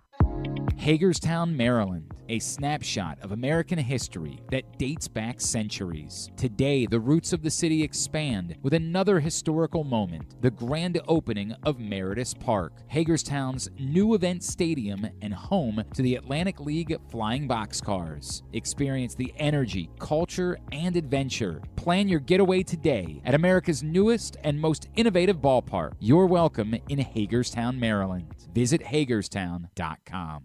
Treat yourself and taste the Baltimore tradition that is the legendary Costas Inn. Hey, it's Stan the Fan Charles. For over 50 years, the Costas Inn has been a Baltimore original, dishing out their legendary fat, delicious, award-winning crab cakes and steamed crabs. It's crab season, so sit back and crack some crabs while watching the Birds pursue another divisional title on Costas' 15 TVs. On Monday night, the Costas Inn offers their half-pound jumbo lump crab cake with 2 sides for under $30. So head on down to the Costas Inn today at 4100 North Point Boulevard or visit them at CostasInn.com.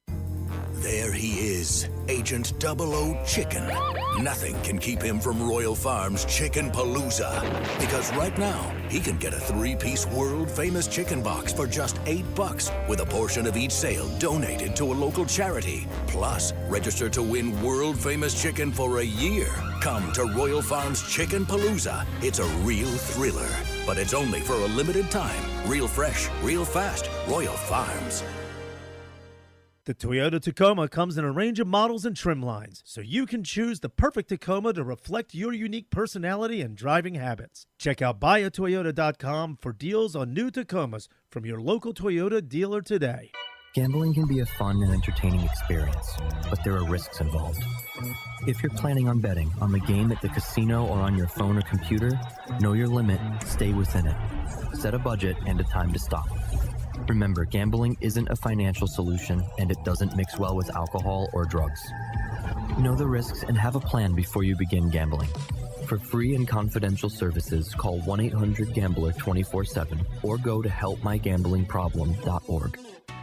Escape to Ocean City, Maryland, and discover a place that just feels lighter, where every day feels like Saturday and French fries are a food group, where flip-flops are always in fashion and seafood is always in season, where the boardwalk is bustling and the beach is right outside your door, where you can rise with the tide and feel like a kid again.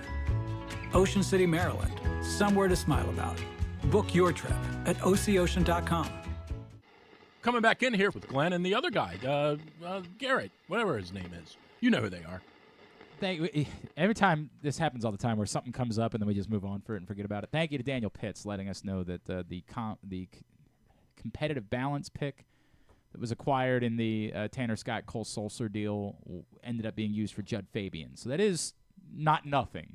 Obviously, Judd Fabian is a viable prospect. Still doesn't look like a great trade. No. Now, again, this is always the difficult thing. Would Tanner Scott have put it all together and figured it all out the same way? We can do the Jake Arrieta thing over and over again, right? Like, that looks like a god-awful trade. But we all know if you were there, you know what was going on. So it's tough to have these conversations sometimes. But, yeah, it's rough. It's rough looking back on that. And I get it. Like Stan's point that he made originally, does that influence the way that you think about it? Like, is it difficult for you to pay a price for Tanner Scott because, like, it's a reminder of how it didn't work? You would like to hope that there's no ego involved. There's no that you just simply swallow and say, hey, no, dude, that's what we got to do. But do you also worry about whether or not it's just something like I bring this up with Jack Flaherty. I don't think I would do Jack Flaherty because uniquely I just worry that like the pressure of Baltimore could be a factor for Jack Flaherty. And it's just that's not the risk that I want to take. Which doesn't guarantee that if you take the risk on somebody else that it's going to work out. Is there any of that with Tanner Scott? That like there's an additional pressure? Somebody we had on recently, Jeff Nelson, said the exact. He's a different guy. He said he's because he remembers watching him in Baltimore, right. And I lean towards that too. Like I would. I mean, and Jeff Nelson argued that like the familiarity he has with being here might be better than the pressure that he would face if he were to say go to the Yankees. Oh, yeah. So that's interesting. Would you do Fabian for Tanner Scott? Is that enough? I don't know. I don't know what the market. I got into my guy Rob Shields, who just wants to fight with me every time I say anything, and weirdly, like I put up with it. I don't know why I do that. Just give him the middle finger, but like I engage. I don't know why that is. And like weirdly, I think I get along with him. I don't know how to explain it. Despite like literally anything I say, he wants to fight with me. Like I did say yesterday, I don't know. I don't know what the impact of the Mason Miller thing is, because it's easy to say, hey, it's his non-throwing pinky. He's only going to be out for a little bit. When he should be fine. So this shouldn't impact what his trade value is. But things are so volatile around this time of year that it is not impossible that there's a team that was interested in Mason Miller that suddenly says, like, he might not be available for 2 weeks. Like, you never know what the thing is that sets someone off, particularly when it would cost you a significant price to get Mason Miller. I have never believed the Orioles would really be in the Mason Miller market. No matter how many times I've brought that up and I've had someone say, like, well, I don't know, I don't know about that. I've never believed it. But I do think that the impact of the Mason Miller injury could be the small chance, whatever chance it is, that a team that wasn't on Mason Miller pivots and maybe says, let's talk about Tanner Scott. And then does that make a path to Tanner Scott more perilous? I don't know. Don't know. Seems like you want to say something. Yeah, we stayed on long enough for news to break. Oh? A massive, Austin Hayes has been traded. Really? Sir Anthony Dominguez and Christian Pache from the Phillies. Well, that is interesting. Wow. In exchange for Austin Hayes. Wow. Okay. Well, there's a couple of things, right? First of all, you feel for Cedric Mullins. We're just talking to Cedric Mullins about how much Austin Hayes means to him. That stings, right? Like, that does sting. This was always plausible. We talked about this, right? Like, we talked about how plausible it would be that they could go this direction. It's odd that the names that were being tossed around this week were Mountcastle and Mullins, and then it ends up being Hayes, but this was always in the realm of plausibility that the Orioles could choose to trade their veterans to try to go about improving the big picture. Does this improve the big picture? That's not something I can answer yet. Sir Anthony Dominguez, it's funny because I look at his numbers, like, his whip's only 1.22. 36 innings this season. Yeah, like, he hasn't pitched a ton. No, they've clearly he's definitely not a leverage. There's no, and they have a great bullpen. Yeah, yes. Like he hasn't been put in those spots. But you're not bringing him in here thinking that he's a leverage guy. He's another arm in the bullpen. And by the way, like, fine, he's another arm. I'm not opposed to Sir Anthony Dominguez. It is interesting that you acquire two players that presumably have to be on your roster, right? Like, that's the part of this that's kind of fascinating to me, is that I don't know how much room you have. Does Pache have options? Yeah, Pache was on the active roster for the Phillies. I know he was. And I again, you have an outfield spot. You the pitching spot you got to clear. You have an outfield spot, but like, there's nothing about Pache that makes me say I need to have him on the roster. I don't know if he has options, because if he has options, I maybe feel a little bit differently about that. Where, like, okay, if he doesn't have to be on the roster, all good, because part of this is about clearing the, like, part of the reason why you're on board with the idea of the trade is because it's about clearing a spot for a real player, right? Like, when we have this that's going to sound offensive to Austin Hayes. I don't mean that Austin Hayes isn't a real player. I mean that you want to unmuddy this to have room for one of the young guys that you think needs to be here. So if you're telling me it's one thing that Austin Hayes had a roster spot over Kyle Stowers, but I don't think I can justify Christian Pache having a roster spot over Kyle Stowers. He does not have any options. I don't get that. I don't get that at all. I have no idea what to make of this. Yeah. This is Dominguez's worst season, like statistically. Yeah, but it's again, I can find things in there where I can say I can justify him being in your bullpen. Like acquisition. Yeah. I don't need Vinny Natoli or ironically Birch Smith, who's pitched for. They both pitch. I know Vinny Natoli pitched well the last time out. Like there's certain guys that I don't need to have on the roster so badly that I have any issue with, Sir Anthony Dominguez being on the roster. That part of this is not problematic to me really at all, right? Like fine. I don't know how much he helps, but fine. But the idea of trading a veteran to me was about clearing the logjam. This just puts a different name in the logjam. This doesn't clear the logjam in any way. Again, this is my gut reaction. I'll have time to dig into the numbers, and undoubtedly Christian Pache is somebody that the Orioles have liked and have scouted, and they think there's something better there than. I'm befuddled by this.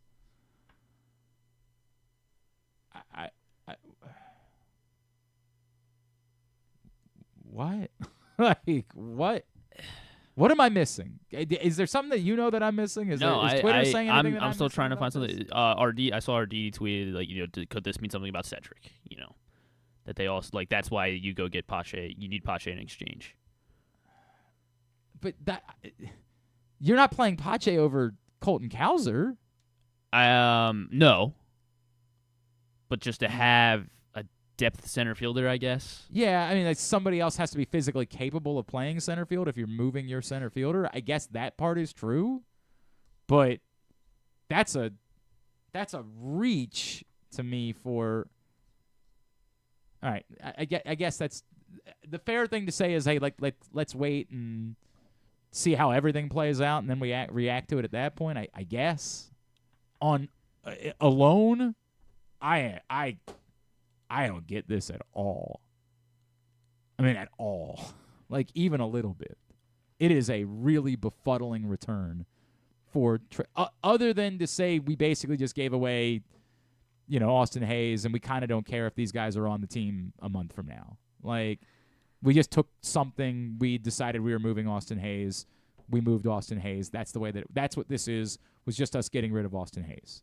And while I understand the frustrations with Austin Hayes and what he hasn't been, I don't think I can justify just getting rid of Austin Hayes for the sake of getting rid of him today, right? Like, and particularly not when you can't use his roster spot for Stowers, for, whoever it is. That's the part of this that's what? Like, what? Yes, I try not to overreact to it and just be patient. I really liked Austin Hayes. Good dude. Someone who came through with really good stretches of baseball for the Baltimore Orioles. He had, if you only looked at the best stretches of Austin Hayes, there were really, really good stretches. There were moments where we thought that Austin Hayes could be a Nick Markakis-like, veteran, reliable stalwart for this franchise. Obviously, it did not work out that way. I don't think anybody is really losing their mind about the idea of trading away Austin Hayes. Fine, you trade away Austin Hayes. We get it.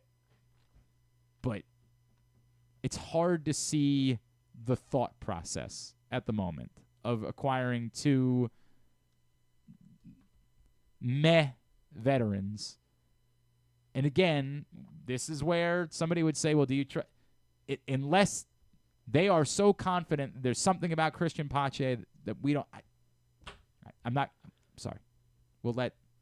Seranthony Dominguez was very helpful during the Phillies World. They didn't win the World Series, but during that 2022 run where they got to the World Series. His WHIP was 1.13 that year. His and again, he's got strikeout numbers were good. He's not bad this year. The ERA is not good, but the WHIP is good. And I'm sure if I dove more into the numbers, I would find some things that I liked. My response to this really is, if this was a straight up Austin Hayes for Seranthony Dominguez, it would actually make more sense to me. I'd be like, okay, I don't really need Seranthony Dominguez, but fine, right? Like, this is really about clearing a spot in the outfield, taking what you can get. I just can't imagine making this trade and not clearing a spot in the outfield. I just can't. I can't wrap my head around that part of it. What? Okay, I don't want to say too much because it's just my initial thoughts, and maybe I'll feel differently about it either when I dive into somebody's numbers or when this is just me reacting live to it. It's confusing is the way that I would describe it. It's a confusing return for Austin Hayes. There's a few days of trades that we are expecting to be made, and we will see how it all plays out. I think I'll have more of a response when we get to Monday or Tuesday. I don't get this by itself. Is that good? Can I just leave it at that? Weird. Is there a split? I guess I should look at the splits. Pache splits? Yeah. Can you pull up his splits? Well, assume they exist, yeah. Right, thank you. I do believe you can find them. I'm just because I'm looking at Dominguez right now. Okay, again, here's Seranthony Dominguez against righties this season. Has a 1.1 whip. So, if you're using him in spot situations where, like, you look at a part of the lineup and you say, we got 3 righties coming up, that's good. That's good. You like that. You're good with it. He's just not been good, Pache. It just hasn't been good. Really 662 OPS against lefties. Much better than his 336 OPS against right-handers. Oh. He's a right-handed bat. Right. If anybody's wondering. Yuck. I don't get it. I just don't get it. And it's not like he has some track record. Like, he's not ever produced at the major league level. He was, I remember him being an exciting prospect. Oh, he was an exciting prospect. Yes, he did. He came from the Braves. I don't remember how he ended up in Oakland, but he did come from the Braves. And I do remember that he was an exciting prospect, but we're 5 years removed from that. Mm-hmm. Or whatever we are at this point. And that year in Oakland was the only year he got, even close to consistent playing time. He only played 91 games. And he was awful. You acquire, again, when you're a bad team, you acquire Christian Pache because maybe he can, figure it out here and you can live through it. That's the troubling. You're not a bad team. This is a wasted roster spot. And wasted's unfair, and my God, now, especially because the Orioles acquired him, he's definitely going to end up contributing, and I'm going to definitely feel like a doofus. All right, that's why I don't want to say too much, because you end up making big, bold, declarative statements, and you end up looking like an a-hole because you don't really know what you're talking about. You're only reacting. The Orioles have dealt Austin Hayes, appreciative of Austin Hayes, who, again, even this weekend was still trying to do something for the community, which is a bummer that he won't be part of it, obviously, with Cedric Mullins, and sort of negates some of the conversation that we had, but still, nonetheless, go support that event. And a great appreciation for Austin Hayes. It's a bummer that he never became the complete player that in times we genuinely believed that he was going to be. Can we run through tidbit to wrap it up? Tidbit. It was Pache, I guess, is supposed to take Mateo, as the that late pinch runner for now, for a couple days, I guess, as long as until they get through, I guess, July 30th and figure out what this roster will look like for the stretch. Okay, but the only. Okay. Okay, that's all I can say to that is okay, right? Sure. I mean, if this really is, we're acquiring him now, and he might not be on the team in a couple of weeks. This is just a, a throw-in because we were looking to move on from and then we'll see who gets dealt, and whoever doesn't get dealt, they'll be on the again, I'll be able to respond to that when we respond to it. It's just very confusing. It's very, very, very. Or do we know that Jorge Mateo? Did they know that Jorge Mateo is going to be out for a longer amount of time, and so they've got this is how they're. Again, he's not Jorge Mateo because he can't play the positions that Jorge Mateo can play. But to the point of we want to have somebody super fast, specifically coming off the bench, and so this is going to be our guy. It's still a bit flimsy to me. He still hasn't been a good base runner, or at least in terms of stealing bases, he hasn't. So it's. I don't want to. It's weird. That's all I got. It's weird. I'll let somebody else try to explain it to me. And maybe we're just looking. Yeah, maybe we're reading too far into. Yep. Whatever what Pache means. So. It's weird. Just hit the thing and let's move on. This isn't going to. Have you ever thought of taking a cruise to these wonderful destinations with sunny skies and beautiful beaches? Well, wait no longer. We're ready for you to cruise from the Cruise Maryland Terminal. Have a little phrase that you can go from baggage to margarita in about 15 minutes. Choose fun with an array of destinations, onboard activities, entertainment, and world-class cuisine. Contact your travel agent and book your cruise today. Let your adventure begin. All right, what you got for tidbit? So I was just because I've been excited about college football this week, just playing the game, and obviously it's been the Big Ten Media Week. So I saw a stat that went around. There are 8 teams that have gone to a bowl in 10 straight seasons.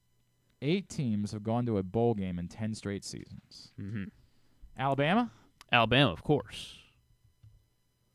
Ohio State, yes. Go back and forth on those two, huh? Clemson, yes. A bowl doesn't seem like that's, but you do think of some of these teams and you're like, they did have a down year. Did they miss a bowl game altogether? I'll still say Oklahoma. Oklahoma, yes. You said Clemson, Ohio State, Alabama, Oklahoma.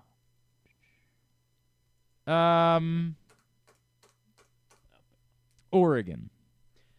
Oregon is not on the list. I remember them having a couple down years, but I don't remember them missing a bowl game. Not winning 6 games seems extraordinary.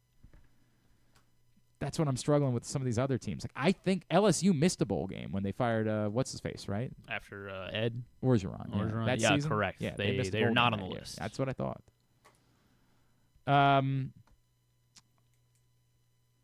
the pandemic year is what's screwing everything up. Oh my God. Yeah. Oh, this is impossible. Because Michigan stunk that year, right? But did they make a bowl anyway? Michigan not on the list. Yeah, I think it was the pandemic year. They were awful. Pandemic. Oh, F this question. The pandemic is so awful with this. Texas. No Texas. Somebody random Wisconsin. Wisconsin has made a bowl for the last 10 straight years. Just count on 7 to 8 years wins every year. 7 to 8 wins every year from Wisconsin. That's what you're going to get. How about I'm betting there's another random one. There's one very, very random. Utah. Not Utah. More random than that. Yeah, not Power 5. Let me try Georgia. Let me go back to that. Georgia. Right. Georgia is on the list. Yeah. 2 left. I'm missing 2. Just gonna give you I had to think for a second, make sure they're in the right conference. Ha! Yes, yeah. Do you want the conference? There's a Big 12 team. Okay. But a current oh God, now you gotta figure out who's in the Big 12. TCU. Not TCU. Baylor. Not Baylor. Oklahoma State. Oklahoma State. Oklahoma State. I would never have straight guessed bowls. Oklahoma State. And this is the non-Power 5. Mm-hmm. Central. No, they're in a Power 5. If you count the Big 12. They're in the Big 12. Yeah. They are no. They're not. They did not move to the Big 12 or anything. They are moved to the Big 12. They're still in a. Who's calling? I don't know. I guess I should answer. Probably. Yeah. They're in the American. They're in the American. They're in the American. Well, it's not Navy, obviously. Memphis. Oh, okay. All right. Yes, it is Memphis. Very I well. would not Well have done, well gotten done. that. I never would have gotten Memphis. That is bizarre. That wasn't Christian Pasha calling in and hearing what we I were don't saying. think so. about I don't him. think so. I'll have to search that number, see if it is somebody that we know. All right. Let's get tubular. There is a place where tradition, family, and community gather, where the aspirations of talented young competitors takes root, and where the crossroads of history, culture, and renewal come together. This spring, experience America's newest and most innovative ballpark, Meritus Park in Hagerstown, Maryland, home of the Atlantic League Flying Boxcars. Plan your getaway today. You're welcome in Hagerstown, Maryland. All right, here's what's coming up totally tubular-wise. Oh, good, it's the weekend, so there's lots. Orioles Padres this weekend. Tonight, 7 o'clock on Masson. Adam Mazur and Grayson Rodriguez. It's also on MLB Network in New York and Boston.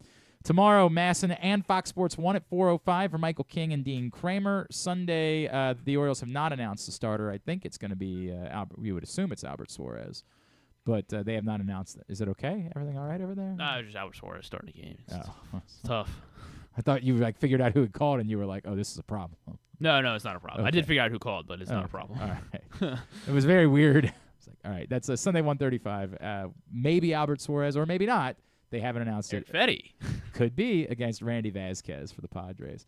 The Whips at the California Redwoods at 5:30 on Sunday on ESPN+.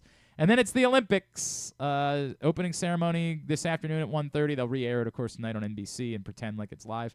It's actually live on NBC this afternoon. They used to not even do that, but they're actually showing it live and then just showing it again later tonight. And then, God. All right. Here are some of the team events. Tomorrow, men's soccer, 1 o'clock against New Zealand on USA. Men's volleyball at 3 against Argentina on USA. All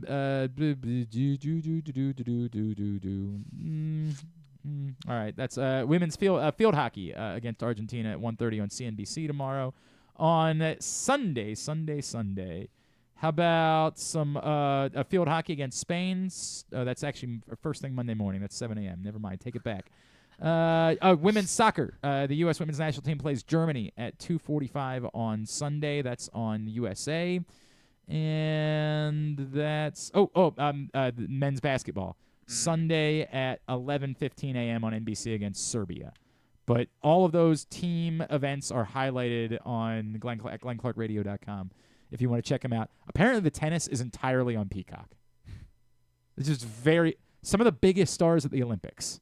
Like some of the biggest, most well-known sports celebrities that are at the Olympics entirely on Peacock.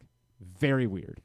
I mean, maybe they're just trying to draw more people to Peacock. I don't know. Yeah. But it's weird. It's a legitimate, unlike you think it's like an attack of tennis, maybe? No, but like the men's soccer is not real. Right. These are not actual international, but they are on TV. Like prime time almost. Yeah. Like, yeah. The men's, it's basically like it's the French Open because they're playing at Roland Garros. It's basically the French Open. And they're like, we'll put that on the internet. Which is fine for me because I don't, whatever. But like, it's very weird. All right, go ahead. It's also on the internet. It's like acquiring Christian Pasha. Yeah. Olympic highlights with Kevin Hart and Kenan Thompson is back. Actually, that's not back. This is the first time they're doing it. But that's on Peacock only. 6 p.m. tonight. Sure. You get Olympic highlights. Cool. New episode of Lady in the Lake on Apple TV+. Those are the All right. highlights. House of Dragon new episode. All right. I'm tweeting out this. I need someone to explain to me why it makes sense to have Christian Pache using a roster spot like I'm 5. Okay. All right. Very good. Thanks today to Stan the Fan. Thanks to Cedric Mullins. Man, it'd be a bummer if that. I understand, but we talked about the pennies on the dollar thing. Like, anyway, sorry. Thanks to Cedric Mullins. Thanks to Al Bumbry. Thanks to Russell Dorsey and to Jerry DiPizzo. We'll get all of it up in the greatest hits section of the. Oh my God, it's so good. tab at glennclarkradio.com. That was the best one yet, I think. Just in time for you to go away next week. I know, I'm going to get rusty. Rusty as hell. Probably just forget, actually. Yeah, I'll be back on Monday. Griffin's off next week. Grant will be with me. And Jeff Diamond wants to talk Ravens with you. Okay, we'll do that. And obviously we'll have some trade deadline stuff that we'll be talking about until Tuesday. And then we'll talk about what they did at the trade deadline. And that'll be how the week goes, more or less. All right. Thanks to everybody at PressBox. Thanks to all of our great sponsors and partners, including Ocean City, Easy Pass, Live Casino and Hotel. Visit Hagerstown in Washington County, Cruise, Maryland, Guilford Hall Brewery, Royal Farms, Ed Block Courage Awards, HelpMyGamblingProblem.org, Costasin, MSAA, the Baltimore Orioles, your local Toyota dealer, buyatoyota.com. Thanks to Griffin at Griffin_Bass. Follow us Twitter, Instagram, and TikTok at Glenn Clark Radio. Have a great. By the way, the first person that responded said because Cedric Mullins is also about to be shipped out. Tell me still how that makes sense. Tell me how Christian Pache is an upgrade.